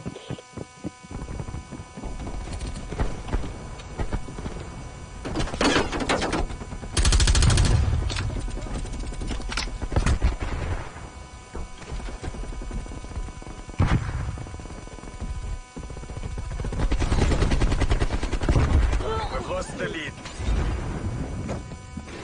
Enemy spy plane inbound.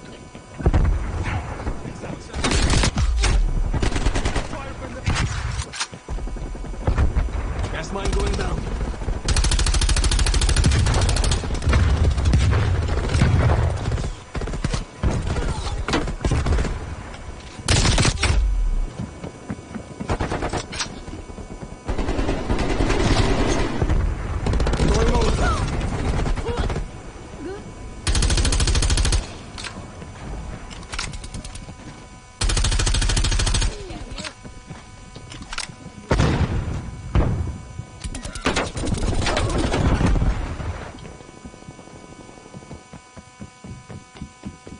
Hostile care package inbound.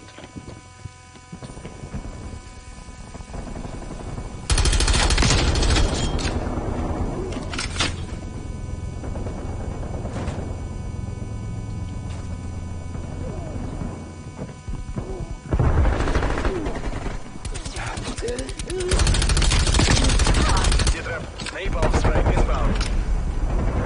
Enemy spy plane inbound.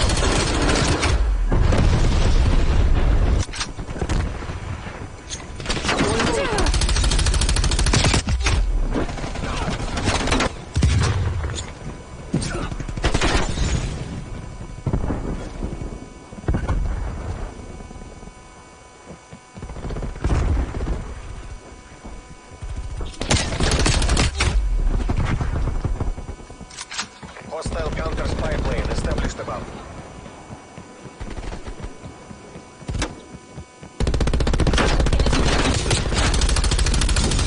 Lead by neutralized.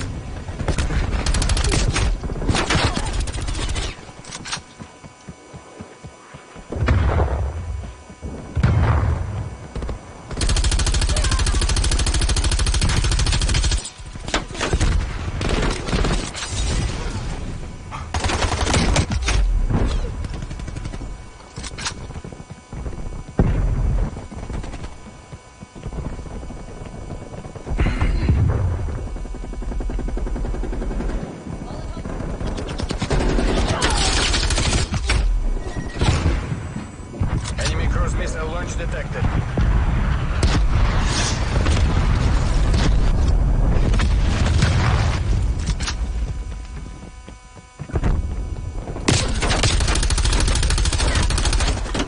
Molotov out. Napalm strike incoming. Enemy care package above.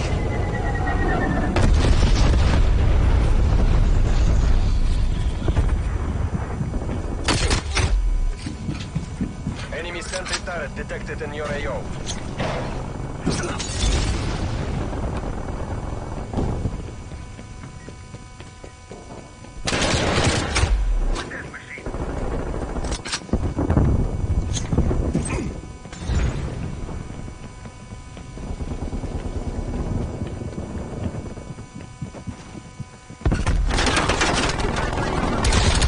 Fire!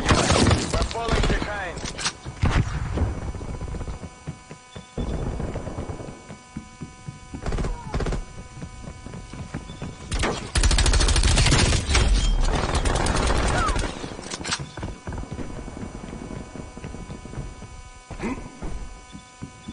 Hostile spy plane established overhead. Throwing Molotov. Multiple enemy sentry turrets active.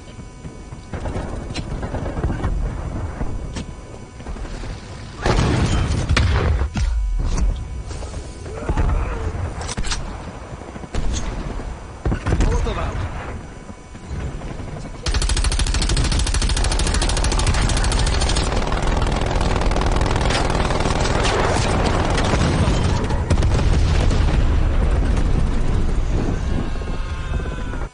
All units, head to exfil. You're not to be taken alive. This isn't how it was supposed to go down.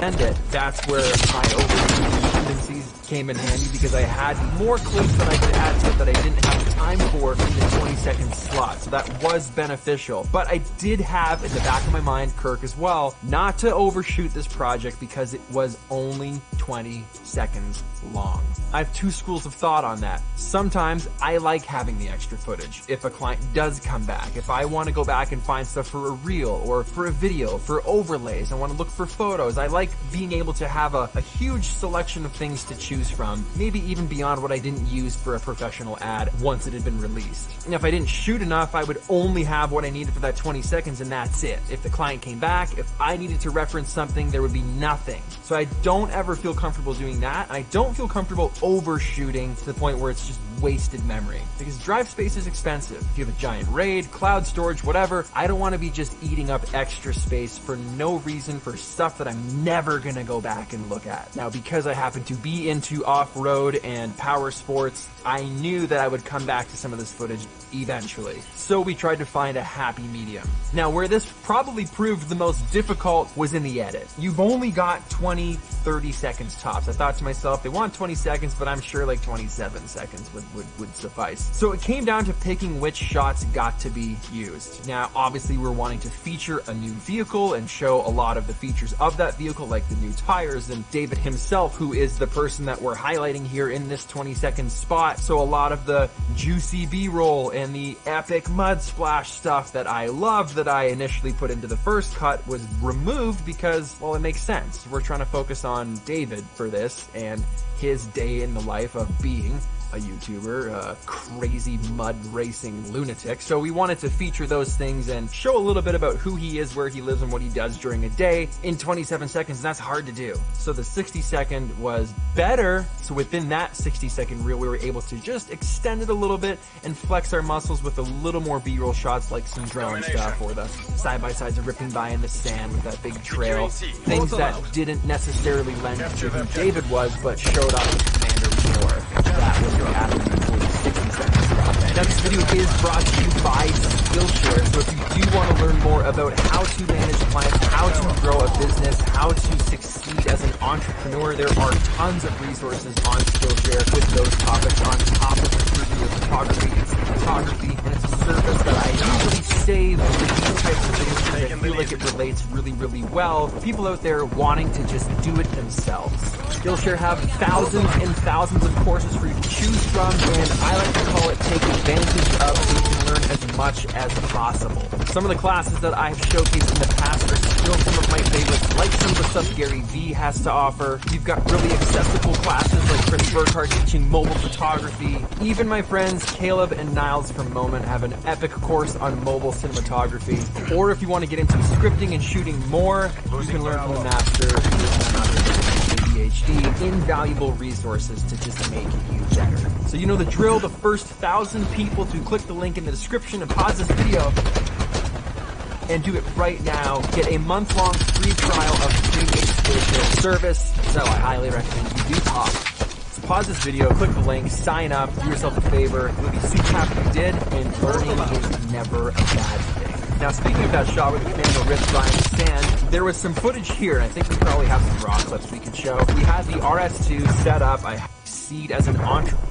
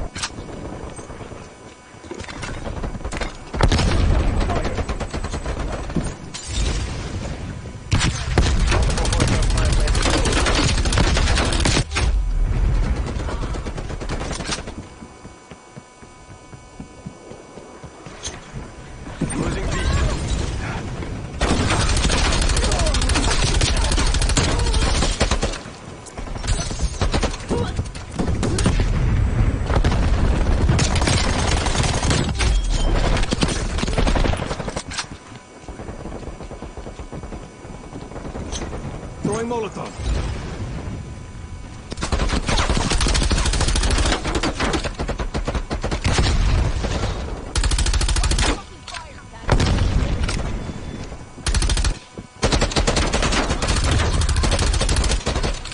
Losing Charlie.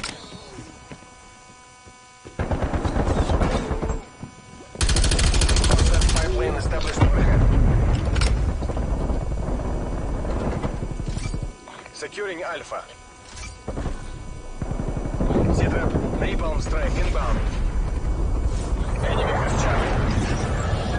Alpha. Securing Charlie. Multiple enemies pipeline contacts. It's not one Molotov yet. out. Keep it tight.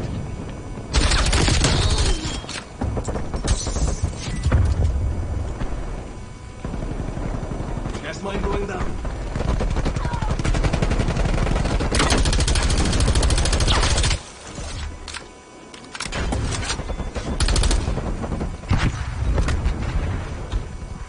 Hostile contact pipeline established above. Half time.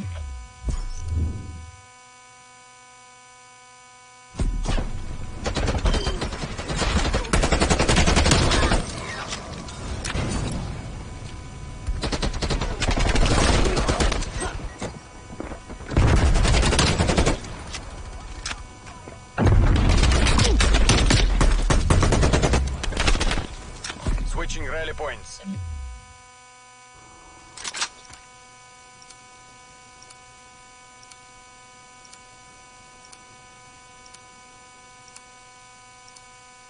Take the objectives. Taking A. Enemy took C. A lockdown.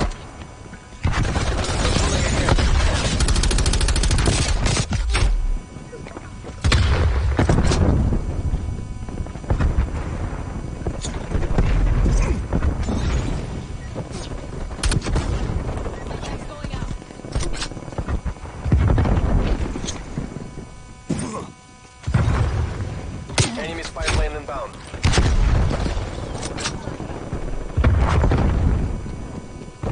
Taking Bravo.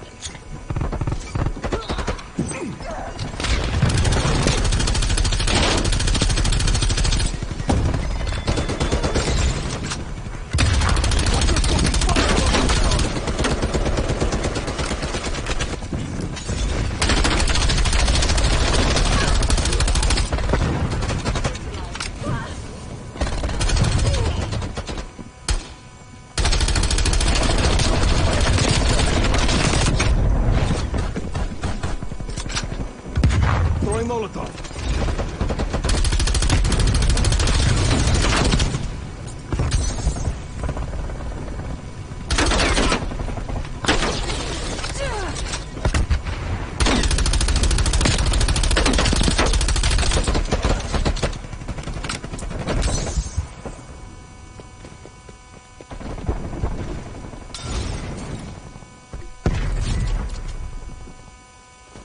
Planting gas mine.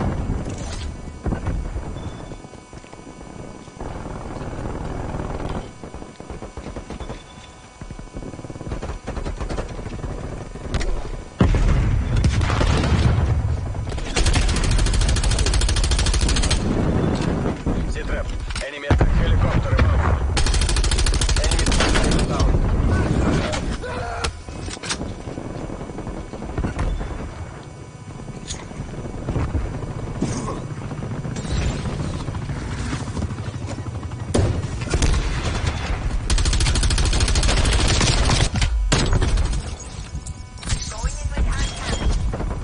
Multiple enemies pipeline contact.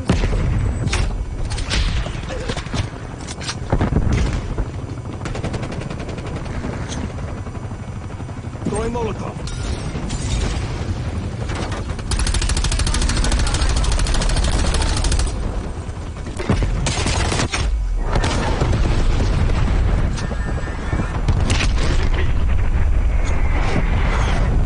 Throwing Molotov. Hostile attack helicopter inbound.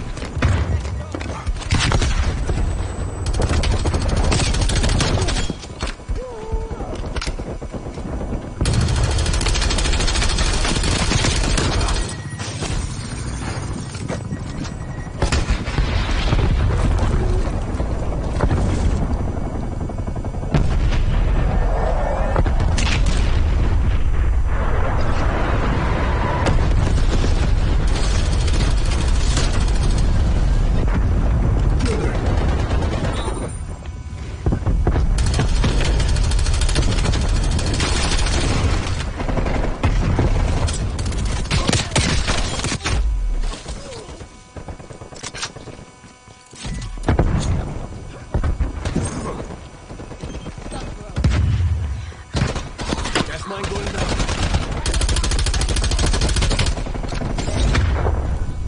Losing A.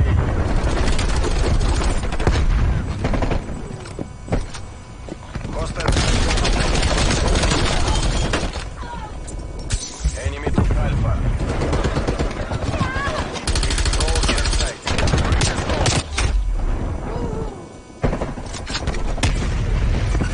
Securing Charlie. Multiple hostile spy planes detected. Losing Bravo.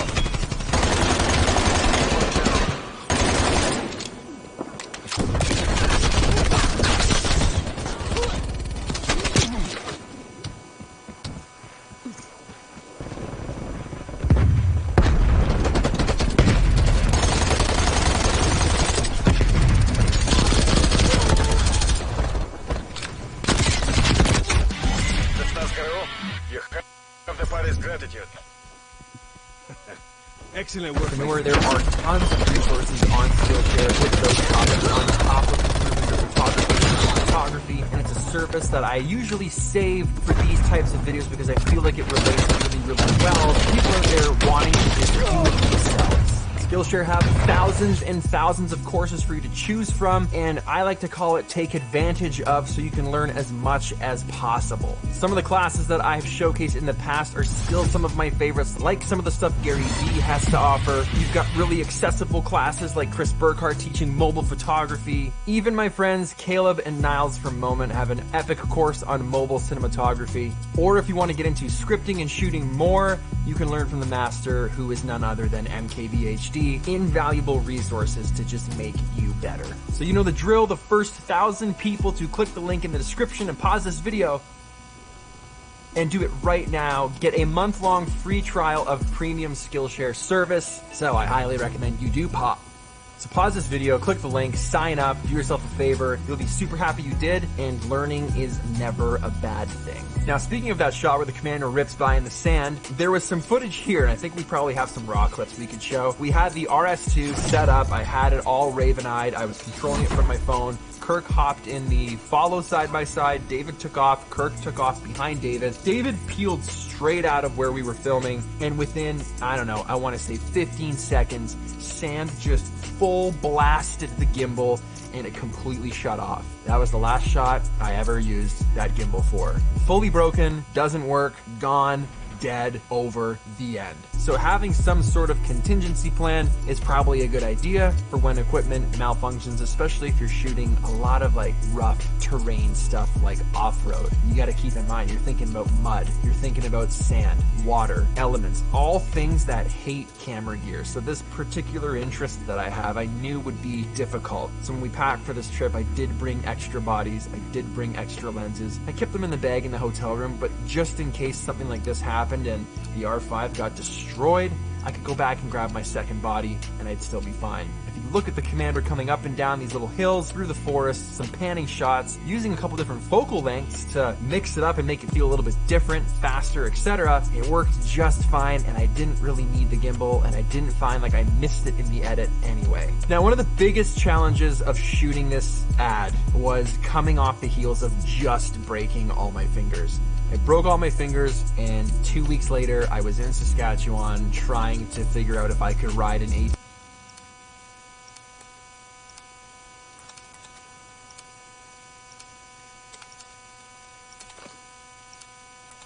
Team deathmatch. Flash throw. You're representing the company. Work clean, work fast.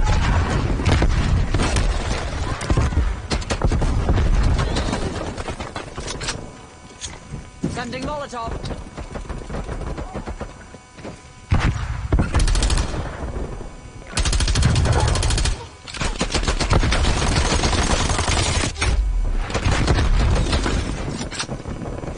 Throwing Molotov.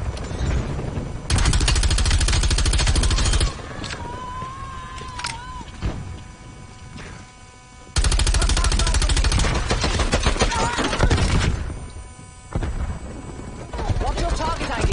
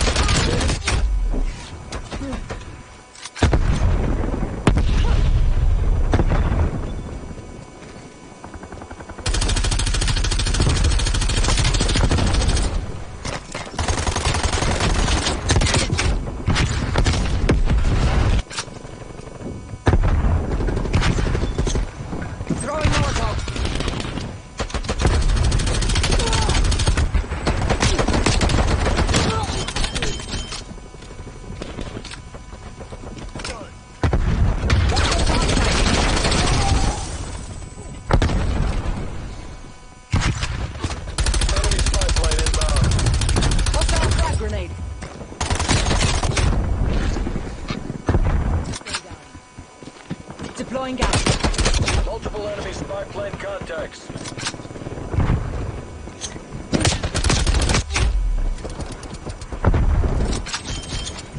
Lighting incendiary. Enemy sentry turret detected. 2 enemies neutralized.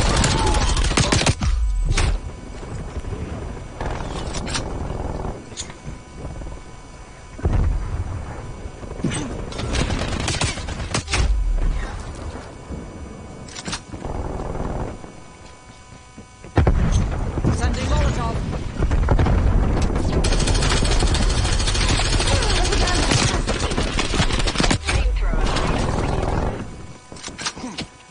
Firing up flamethrower.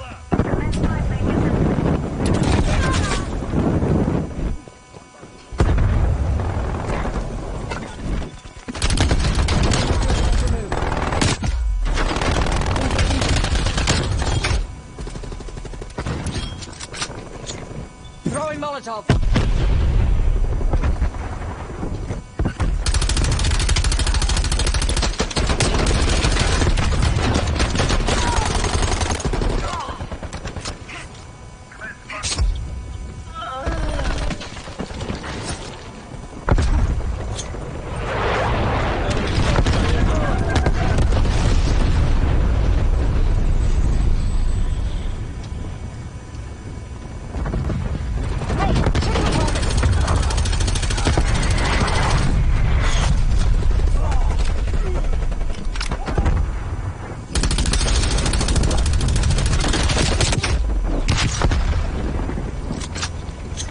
Lighting incendiary.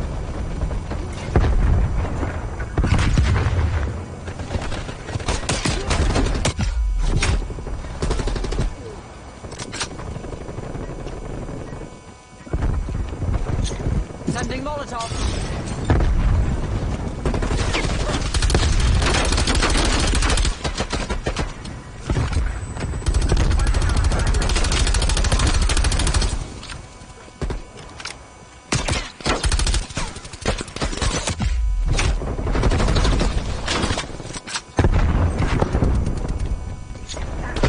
Incendiary out.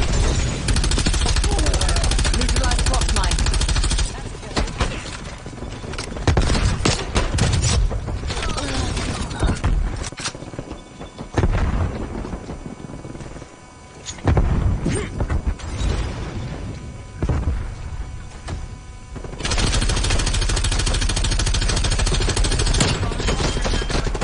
Revenge is sweet.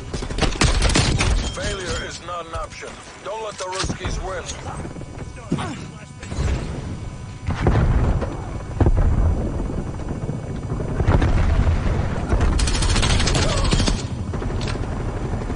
Enemy napalm strike incoming.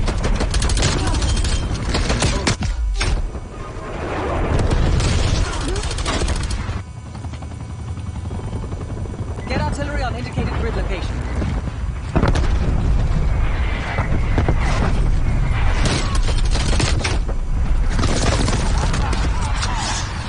Incendiary out.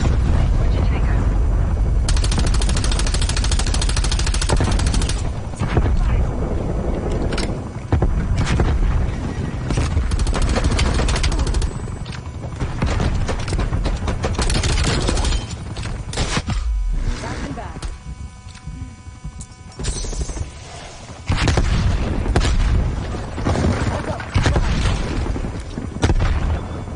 Hostile trophy removed. Enemy cruise missile launch detected. Gas line disrupted. Okay, I'm calling it. All operators proceed to exfil point. Mission is abandoned.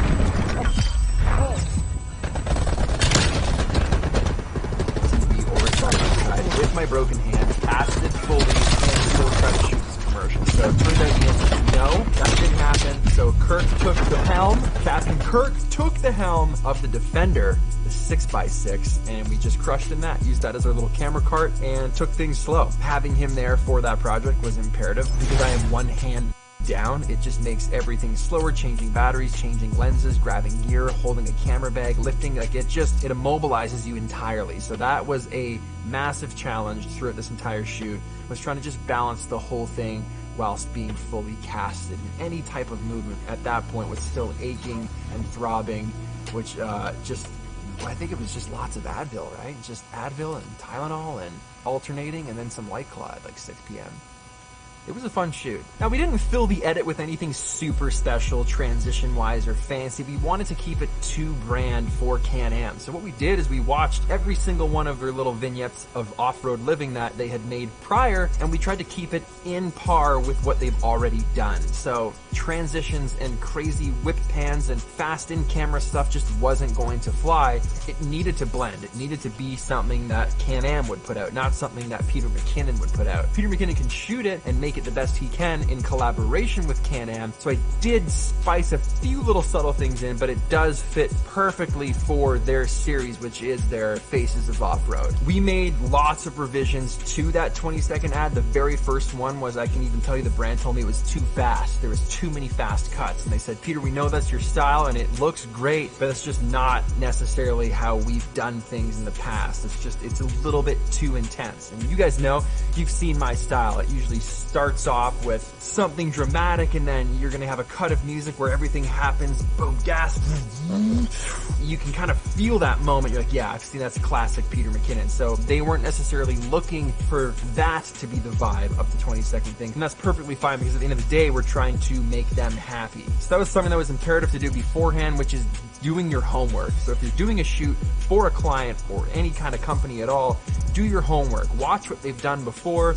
Look up past projects that they've paid other cinematographers or other photographers to make, and figure out what it is that they want exactly. So you don't come in completely changing everything. I don't want to compromise my style, so I still, like I said, sprinkled some of me and Kirk into that edit, but again, it had to blend with their brand. This is now, I talked about this during our cinema cameras still kind of relevant in 2021. The answer is yes, but I mentioned this briefly. It's always interesting when you show up and you unpack your gear and you're just using a mirrorless camera, a DJI gimbal, and kind of that's it.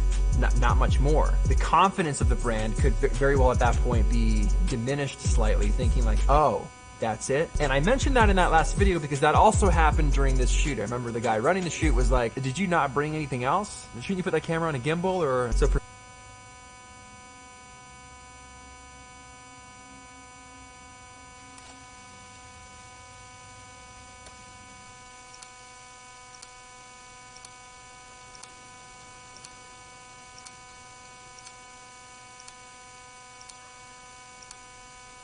Hard point.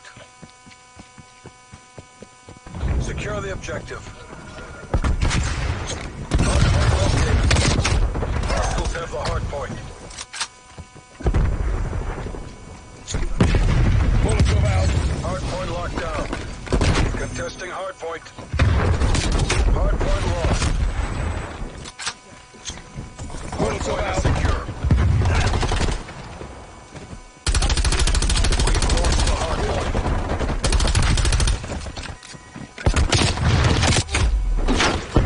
Hard point is secure. Hard point Tossing contested. Molotov. We've pulled ahead. Contesting hard point. Hard point contested.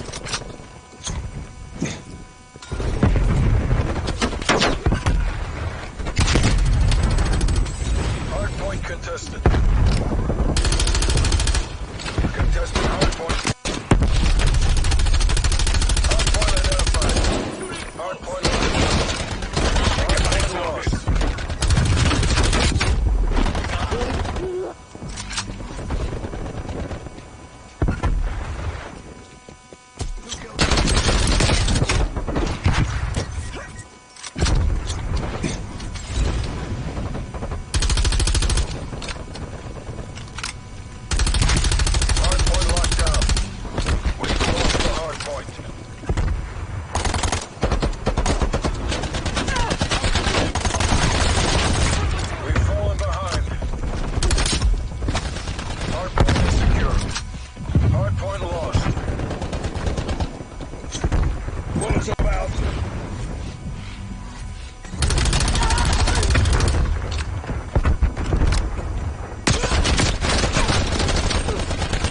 gas mine.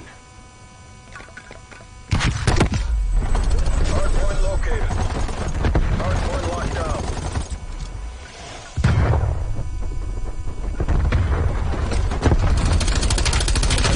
Hardpoint.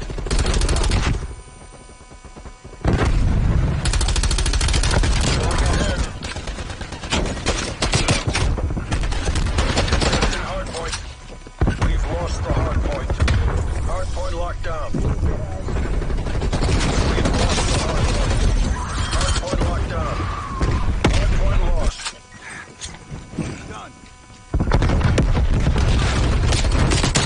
This isn't working. We're behind.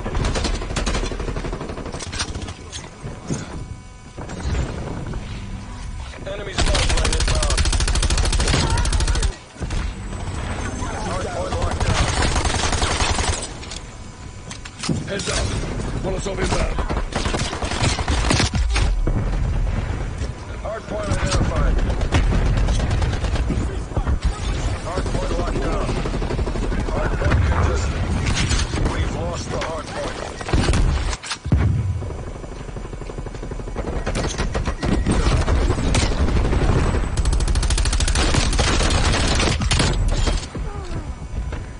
Lost call. Hardpoint locked down.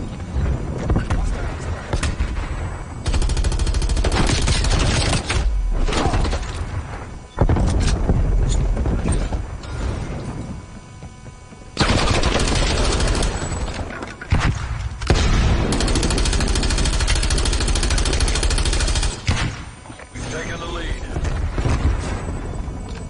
Hardpoint contested. Heads up.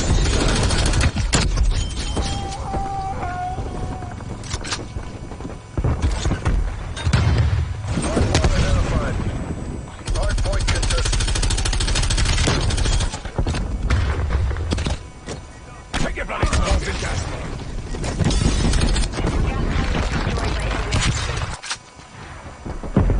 We've lost the hardpoint.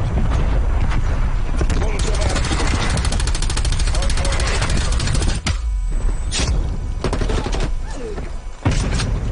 Contesting hardpoint. Hardpoint contested. We've lost the hardpoint. Hardpoint is secure. Hardpoint contested. Molotov out. Hardpoint contested. We've lost the hardpoint. Hardpoint is secure. Hardpoint contested. Hardpoint identified. Hardpoint is secure. Contesting Tossing hardpoint. Molotov. Contesting hardpoint. KIA.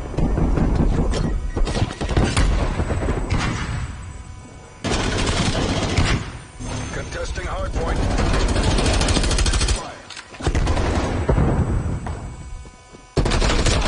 Hardpoint contested. Contesting hardpoint. Contesting hardpoint. We've lost the hardpoint. Flamethrowers up. Take your bloody target.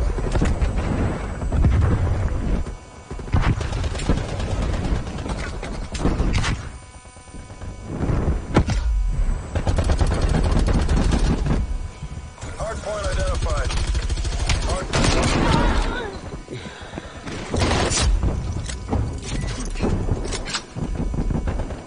Contesting hardpoint.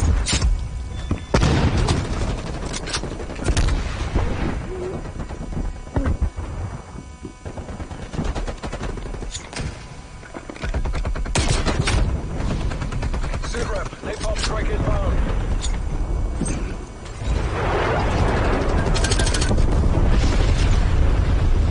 Oh We've my lost the hardpoint. god. Tossing Molotov.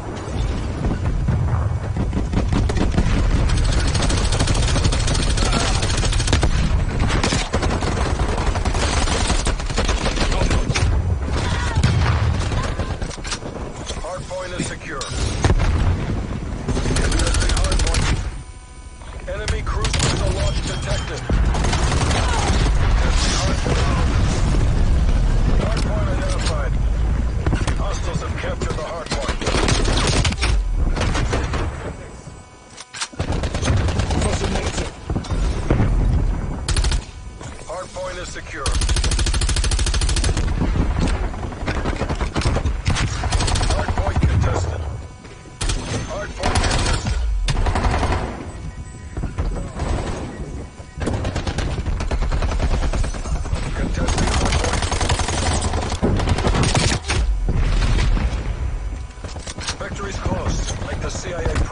Explosive out.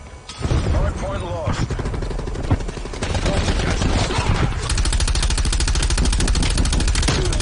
Hardpoint is secure. Hardpoint lost.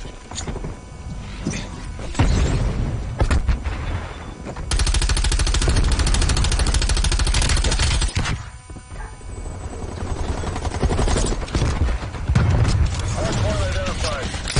Hardpoint is secure. We've lost the hardpoint. Hardpoint locked down.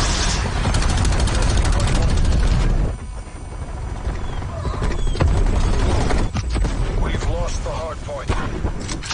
Hardpoint is secure. Testing hardpoint. Hardpoint lost. Enemy on patrol inbound. Hardpoint is secure.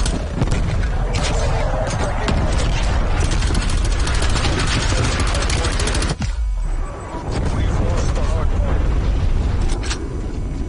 Hostile care package inbound.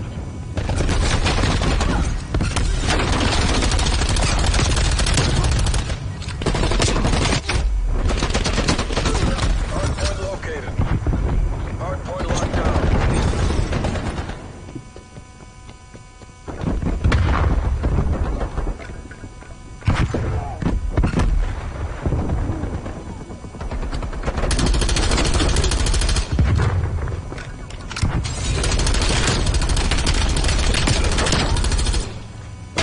Enemy targets.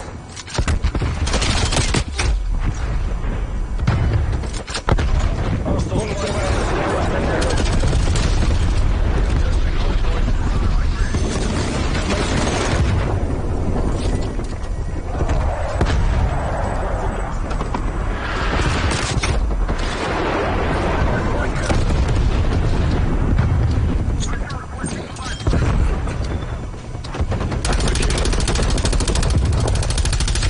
Hillary awaiting target Hardpoint contested. We've lost the hardpoint. Hardpoint identified. Hostiles have captured the hardpoint.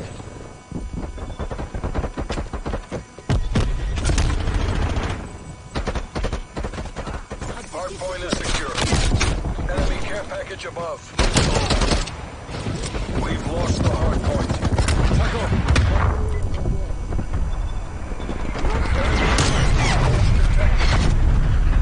Operating flight.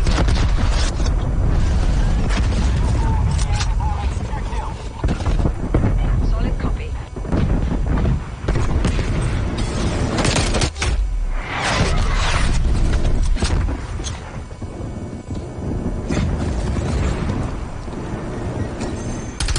Hardpoint is secure.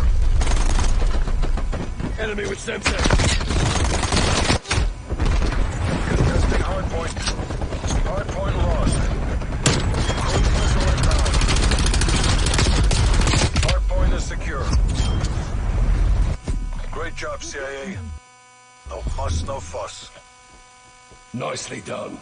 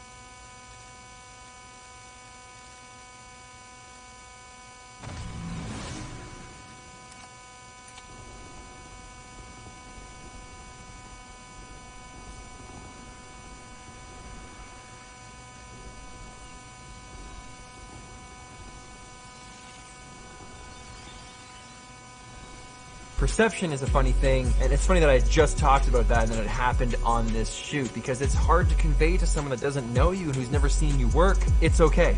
Trust me. So I think another key in working for big brands and companies is instilling confidence in them, even if that means you're not showing up with a massive production and a massive crew and huge cameras, because those things instill confidence. Falsely, because that doesn't mean you're gonna do a good job. But this is the opposite, where like our skills will for sure instill confidence, but maybe the kit that we had doesn't. So probably meeting with the client ahead of time, showing them the gear that you're going to bring, letting them know that this will most certainly get the job done, so that when you show up on set and game day is there, you are ready to go, there is no one thinking, is that gonna be enough? So that was a little behind the scenes look at our shoot in Saskatoon for Can-Am. Hopefully there are a few takeaways there if you are going to be working with brands or you want to work with more brands in the future. If you've got questions about this or things you want me to make another video about with regards to this topic, let me know in the comments below. I'd be happy to continue exploring it so that I can get you out there, or I can help you get out there doing this for a living. And if you're an off-road fan, let me know below, because I might have a channel or something coming. There might be things. You should just let me know below. You should do that. I just say like, yeah, I love those things. Subscribe if you haven't already, and I will see you in the next video. Let's do this old school. Oh man, that just doesn't work anymore. Look at that. It's gotta be like the brim now. It's gotta be the brim.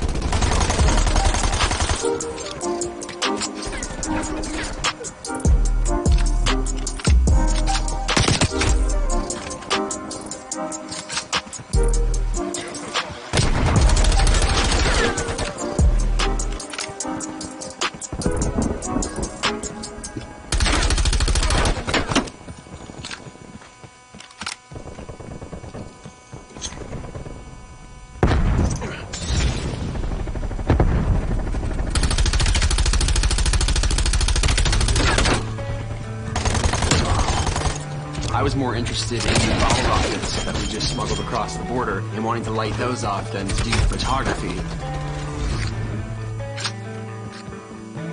Skateboarding, BMX biking, that kind of stuff, those were my hobbies. It was never anything remotely to do with the arts.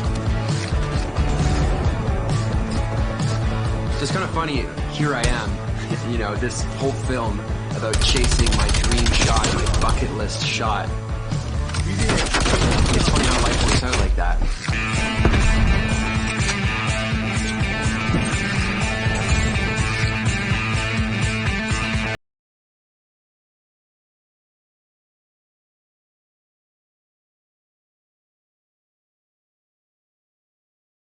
Punk rock scene, that was kind of my thing.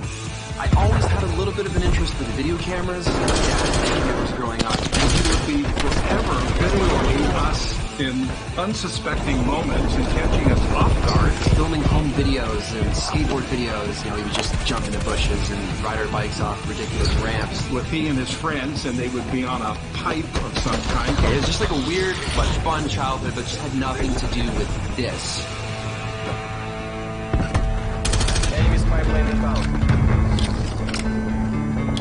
Photography was so far down the road for me. It was so much later in life. When Peter's sister died, he was given a camera as a gift for being part of the wedding party. They got me a digital camera. It was an HP R607. Instead of returning it, I bought a memory card so I could actually use it. And I remember the first time I went into my backyard. This is my childhood home. They let us come inside to take the same photo that I took, you know, when I was a kid. Thanks so much for letting us come in here. Same door. And I got down on my stomach and started taking macro shots, because there was a setting I read about. Grass. Right here, the first time I ever snapped a photo. And then looking at the photo on the screen and thinking, oh, wow. Being able to see the blades of grass so close, the water on them, which led to the next shot. Taking a picture of the old shed, the door of the shed, and the shingles on top. That turned into taking pictures of water pouring out of the sink, finding my dad's medication and pouring it out on the floor, and just trying to be creative. And it hit me so hard, so fast. So we're walking down to the lower level of the mall. So we get some, there's construction going on. So I think if we go down, it'll make a little more sense since we're all carrying a big The first time I saw a digital SLR was with my friend Mike. The moment he took the lens off of his SLR and dry fired it to show me the mirror flipping back and forth, I'd never seen anything like that before. So the second I took a grip of that, I saved up everything. I got that camera. And then this obsession turned into shooting weddings, turned into doing portraits. It just kept going and going. And I signed up for a stock photography site and made thousands of dollars. And my parents were like, what is happening? It just took a hold of me completely, consumed my life. From that point, I identified as a photographer. I love portraits, I love street photography, I love all the different facets. But shooting a landscape, there's just nothing like waking up early before the rest of the world, heading out when it's still dark, you can see nothing, but you know that landscape is right there waiting for you. It's only a matter of time before like the veil is lifted and the light starts to make it come alive. And you're the only one there with your camera, and you're capturing every moment of that. That's a feeling that only photographers know well. It's incredible. Bam. And there were elk walking down the main street, and we went up onto the mountain, and Peter loved it. He loved the mountains, he loved the scenery. So the moment I saw Moraine Lake for the first time, I didn't even know a place that beautiful existed. So this was the first time I ever visited Moraine Lake. If the water is any bit ripply, it just doesn't work. I have a shot on my phone here. I think this is just a bit of a bigger version. There it is. It's been a dream of mine to, get it in different seasons. This looks good, but I think it looks better in winter. I don't know how I saw the photo that initiated this whole thing. I saw Moraine Lake in snow with that water still liquid, with that water still blue. It just looked like even more impossible, and that obsessed me. And I wanted that shot. I wanted that shot for like the better part of the last 8 years. Every single year I think about it. It's just such a small window to actually be able to capture it. So the likeliness of me being able to fly all the way across the country to make that window with, busy life and a family, the likeliness as I get older to get that shot just got smaller and smaller. So it wasn't until we were just in camp doing some work and I met this guy. His name's Matt. What's up, dude? How you doing? I'm Pete. Matt.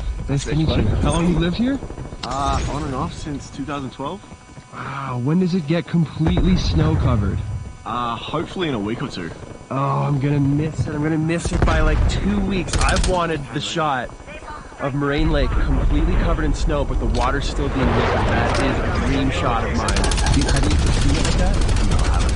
How long you lived here? I moved here in 2012. And you haven't seen it like that? But you live here and you still haven't seen that. I'm at home, it's gone. A couple weeks later, he actually sent me a photo of Moraine Lake in snow with the water liquid. I remember looking at it, turning to my wife, showing her and saying, that's right now.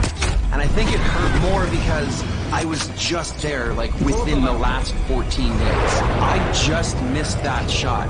I just missed the opportunity. So the gears started turning.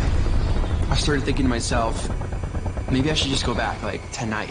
Maybe I should just go tomorrow morning. I have a window, I could make it work.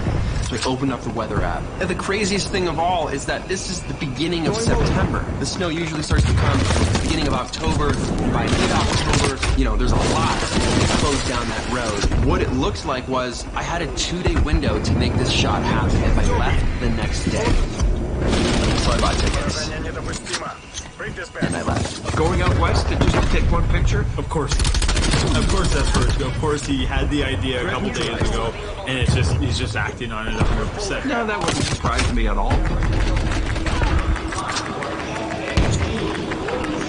We're literally flying across the country to take one photo.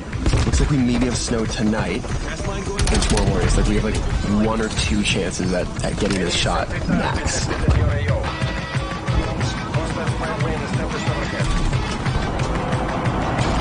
1 hour to go. We gotta rent a car and drive 3 hours to the mountains.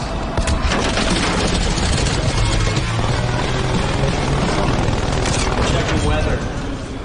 What make is it? Ford F-150. Yes. Less than 48 hours after I saw Matt's photo, we touched down in Calgary, started making our way into the mountains, having seen all these different photos from photographers with everything covered in snow. But what I'm seeing, it is raining. Rain is gonna melt the snow. So stop raining. That's the last thing I want to see right now. I don't see any snow. So I was like, okay, don't worry. All the weather apps say there should be snow tonight. Tomorrow morning is the only time to get that bucket shot. It's tomorrow morning. You miss that, your window's gone. Matt literally just texted me and he's like, conditions are looking stunning. I'm like, I'm looking around. How could there literally be snow up the street? Like at the top of this hill that we're driving up right now is Lake Louise. And it looks like California. I just want snow. That sucks. It's getting snowier. I have butterflies. Okay, Moraine Lake Road. They always see this. They always block it off when it gets full. And there's like a whole little battalion of like Canadian dudes that just stand here. Look at this. And they block it off. You see parking lot full. They don't let you turn left, and they don't let you turn right. It's like, how do you get in? So we checked into Lake Louise. They gave us a beautiful room overlooking the lake. Opened the blinds. Completely covered in fog. Yo, what up? I'm McCoy of Nostalgia Digital Film, and in this video we are going to review the Samchan S.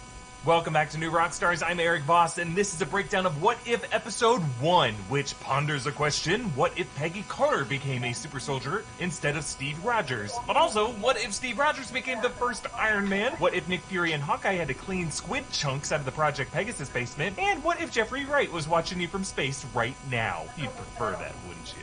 I was honestly pretty surprised how many MCU connections and mythology they were able to work into this show. So I'm going to break down all the Easter eggs and subtle animation details that you might have missed, and some theories for how this really could tie into the live-action MCU, as the show's creators have indicated Marvel Studios plans to do. This video is sponsored by our friends at Heroes Journal. More on them later. We open on the Marvel Studios title, which shifts into animated brushstrokes as a way of signaling to us that we are still in the Marvel Cinematic Universe of the films, with the voices of mostly the same actors, or actors trying to emulate them, just one that visually appears in a different medium, similar to how animated Star Wars series are every bit as canon as the films in The Mandalorian are. The voice of Jeffrey Wright as Uatu the Watcher guides us through the opening titles. Time. Domination. Space. Reality. It's more than a linear path. Time, space, and reality are all abstract concepts with Infinity Stone counterparts. Maybe also a clue for the universal constants that this series would treat as variables. Again, with variable times, variable points in space, and variable realities. Now, the Watchers are Marvel cosmic entities who observe and record history of the universe. The Watchers assigned to our universe.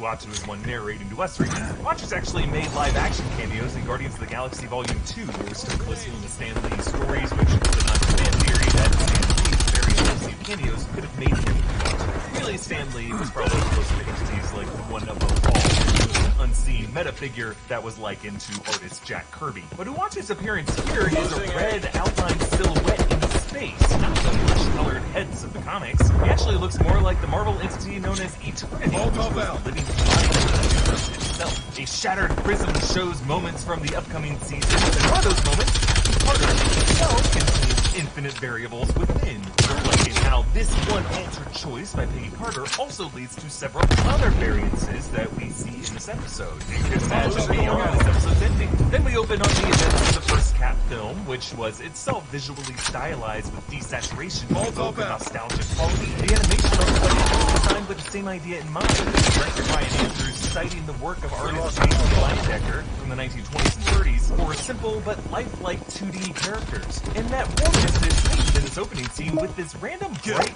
beam of sunlight on Steve, even though the scene that they based it on was in a windowless, dimly lit land. But also during that opening prologue, we call from Cap's shield to the planet Earth, and it put the shield over the entire world, the way the shield metaphorically became a shield of armor around the world. Haley Atwell returns to voice Peggy Carter. Steve is actually voiced by actor Josh Keaton, who Location secure. She and Dominic Cooper return as Dr. Erskine and Howard Stark, and Tommy Lee Jones' character Colonel Phillips appears, but he doesn't speak. But then the key variant moment occurs. No. There.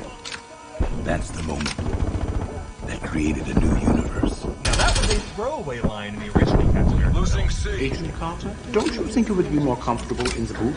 Securing Alpha. But whereas Peggy watched from the observation deck there, here she stays, which also leads to everyone else who was in that room staying on the floor, including the Hydra assassin, whose bomb is now right beside Erskine's foot, causing him to get killed in the blast, but not be shot by him right after. Colonel Phillips also gets shot and killed, along with Steve, though he survives, and Peggy shoots and kills the assassin right there, preventing the need for a street chase.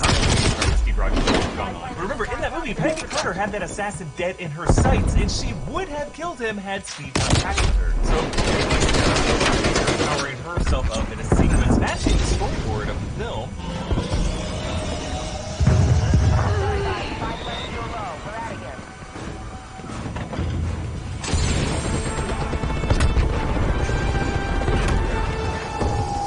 Enemy spy plane inbound. Every last drop of that Dr. Erskine serum went into you. And if we get lucky, someday your blood might tell you you're a real super soldier. Yeah, look at those vials of blood there. I'm counting 19 of them, plus one that they're doing. Like a whole bunch of loose ends that could set up future government experiments. Losing Bravo. But now in the live-action MCU, the attempts to restart the super soldier experiment included General Ross turning Bruce Banner into the Hulk, along with Emil Blonsky. Securing stage. Neutralize gas mine. And according to the Falcon Winter Soldier, there were similar experiments going on linked with Isaiah Bradley, but in this case, it could be the characters like Thaddeus Ross becoming Red Hulk, and Bruce Banner's cousin Jennifer Walters becoming She-Hulk. Then Peggy boxes and knocks the bag off the rigging, just like live-action Steve did with Restless, and she kickflips a weight and frisbees it into the wall, just like a big kickflip movement. Igniting ball. Showing that she is ready for the shield. Meanwhile, wounded Steve does physical therapy similar to Rhodey at the end of Civil War, but like Rhodey, Steve has a armored suit. Then on to the Turnsburg Church, which actually opened the first Captain America film, and compared to that establishing shot, now the church's front light is not lit. But still, Schmidt rolls up in his roadster with the spotlight bins put in the logo. Now Ross Marquand voices Red Skull. He actually took over the role from Hugo Weaving. The engraving of the Intercell figure is way bigger. Runs across the section of not film. A ring with the Tesseract in the middle and tentacles snaking out. Of course, foreshadowing how he will use the Tesseract to open a portal for the interdimensional. Take the objectives. Taking objective. Cover me. Taking C. Hostile spy plane established overhead. Enemy took Alpha. We're pulling ahead. Charlie locked down.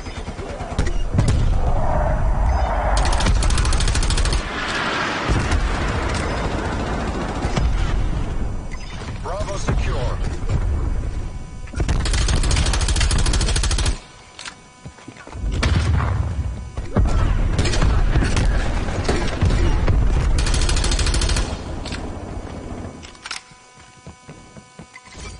Taking A.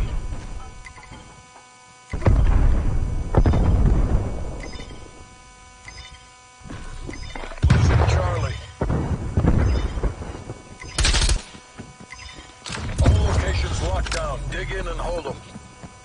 Enemy is Charlie.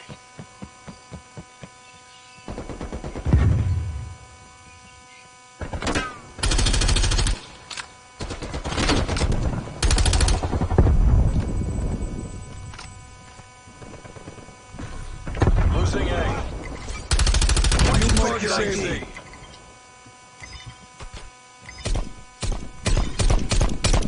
All locations secured. Hold your positions.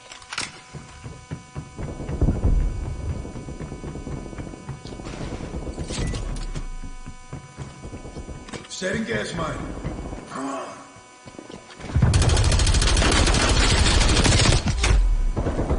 Losing Charlie.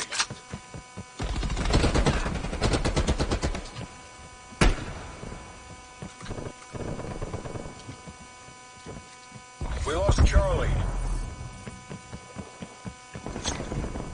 Molotov going out.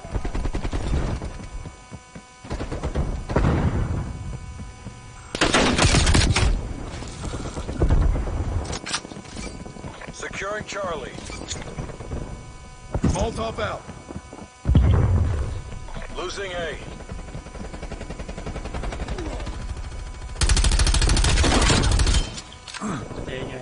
Shot's good.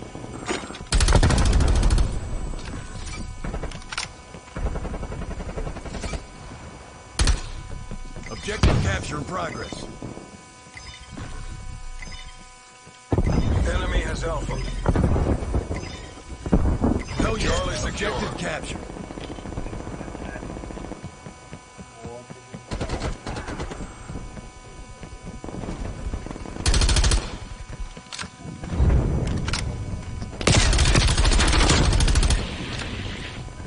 Target deleted. Enemy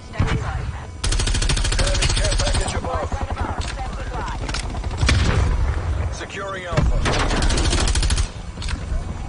Losing C. Spy plane fuel check 50%.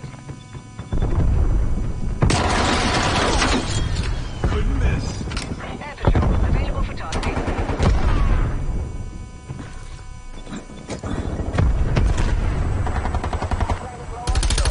Charlie.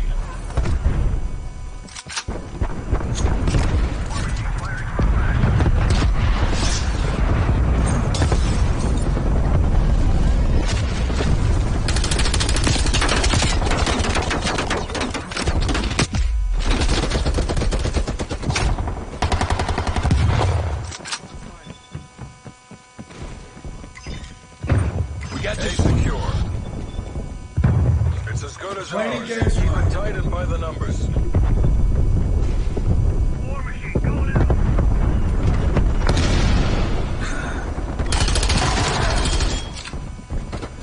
Body drop.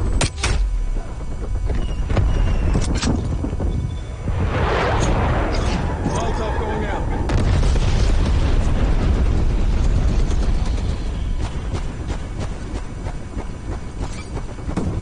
Mission area secured. You made JSOC proud. No luck. All skill.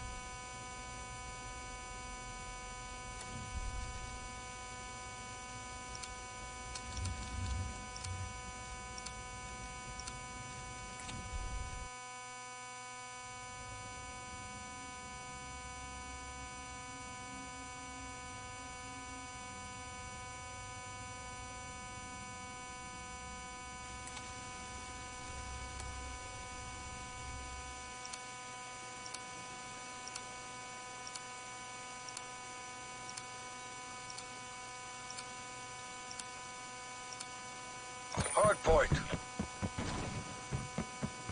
Capture the objective. Hard point identified. Contesting hard point. We've lost the hard point.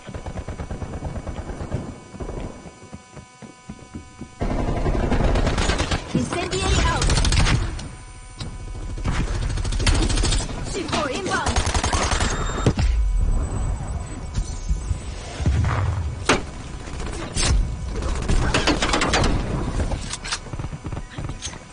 Incendiary out.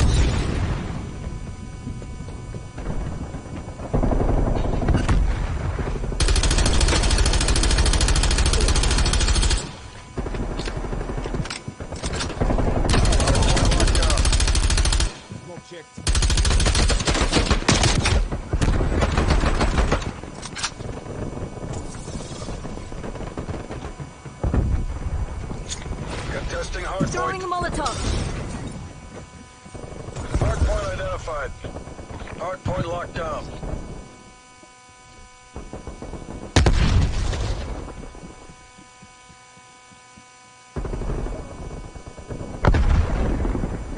We've taken the lead.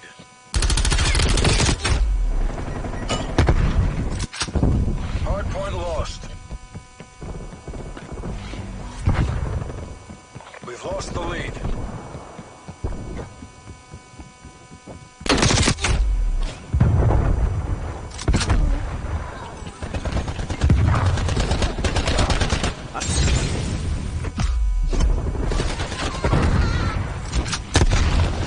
Incendiary out.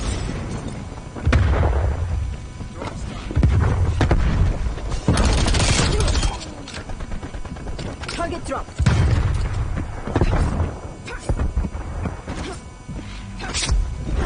Hard point is secure. Hostiles have the hard point.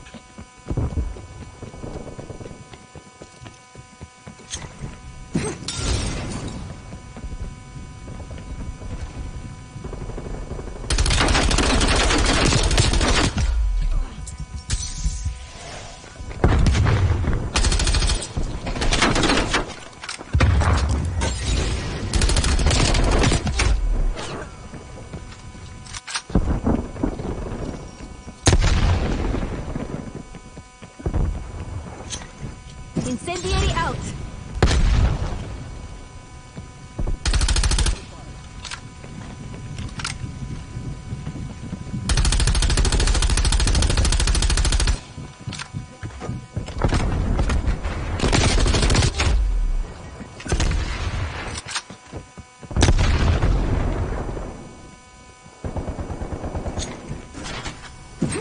Hard point identified.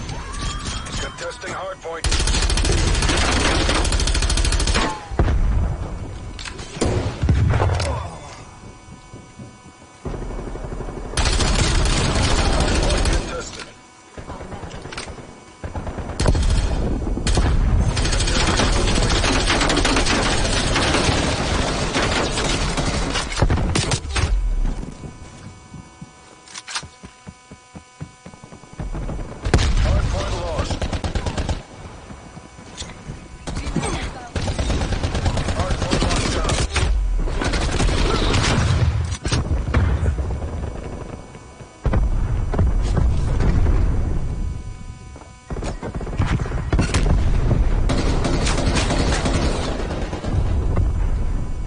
Contesting hard point. Incendiary out. This line going down. Hard point located. Hostiles have captured the hard point.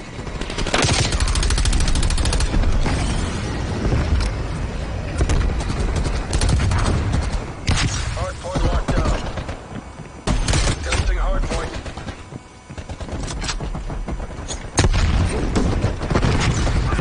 Enemy shield might removed.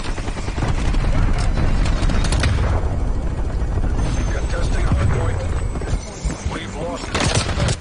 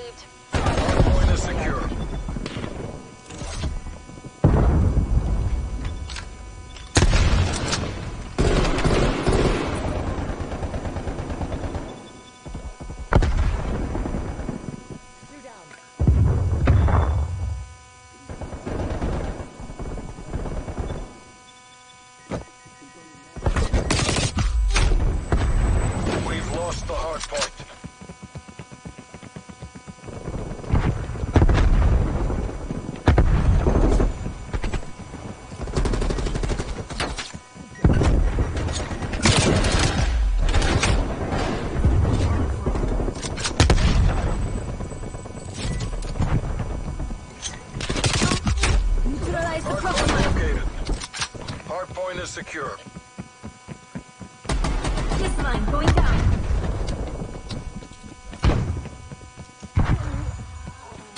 Hardpoint contested. Our pilot tired. Lost.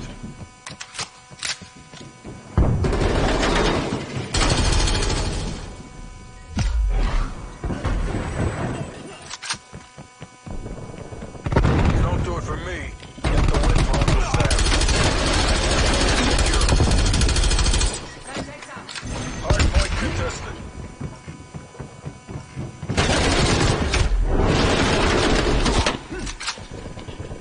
Hardpoint lost.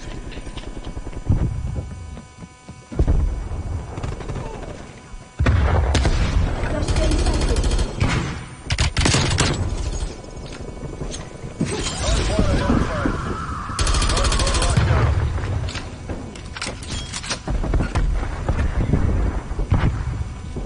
We've lost the hardpoint. Incoming flashbang.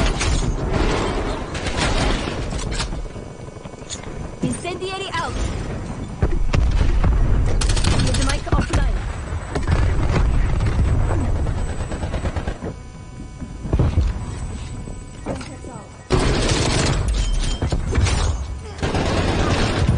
Hardpoint is secure.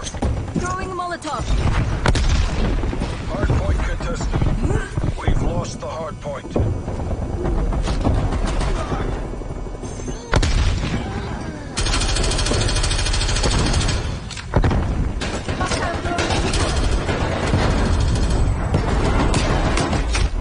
Enemy spy plane inbound. Hardpoint identified.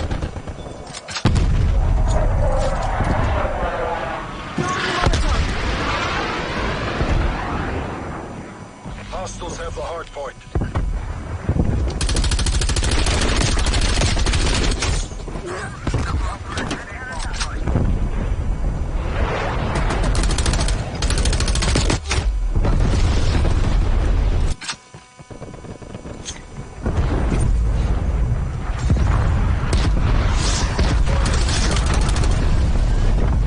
Hardpoint lost. Cruise missile inbound.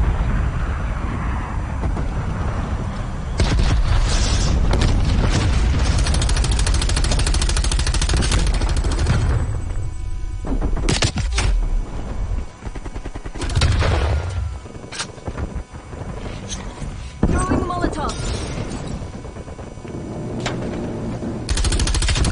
Hardpoint identified. Hostiles have the hardpoint.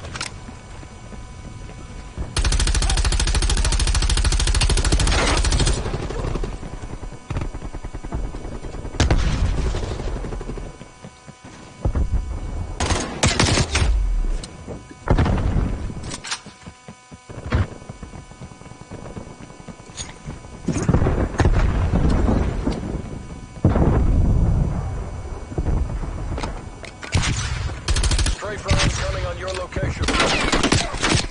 Cruise missile inbound. Hardpoint lost. Incendiary out. There's no coming back from that. Haul your asses back home, CIA. Hard fail. Hard fail.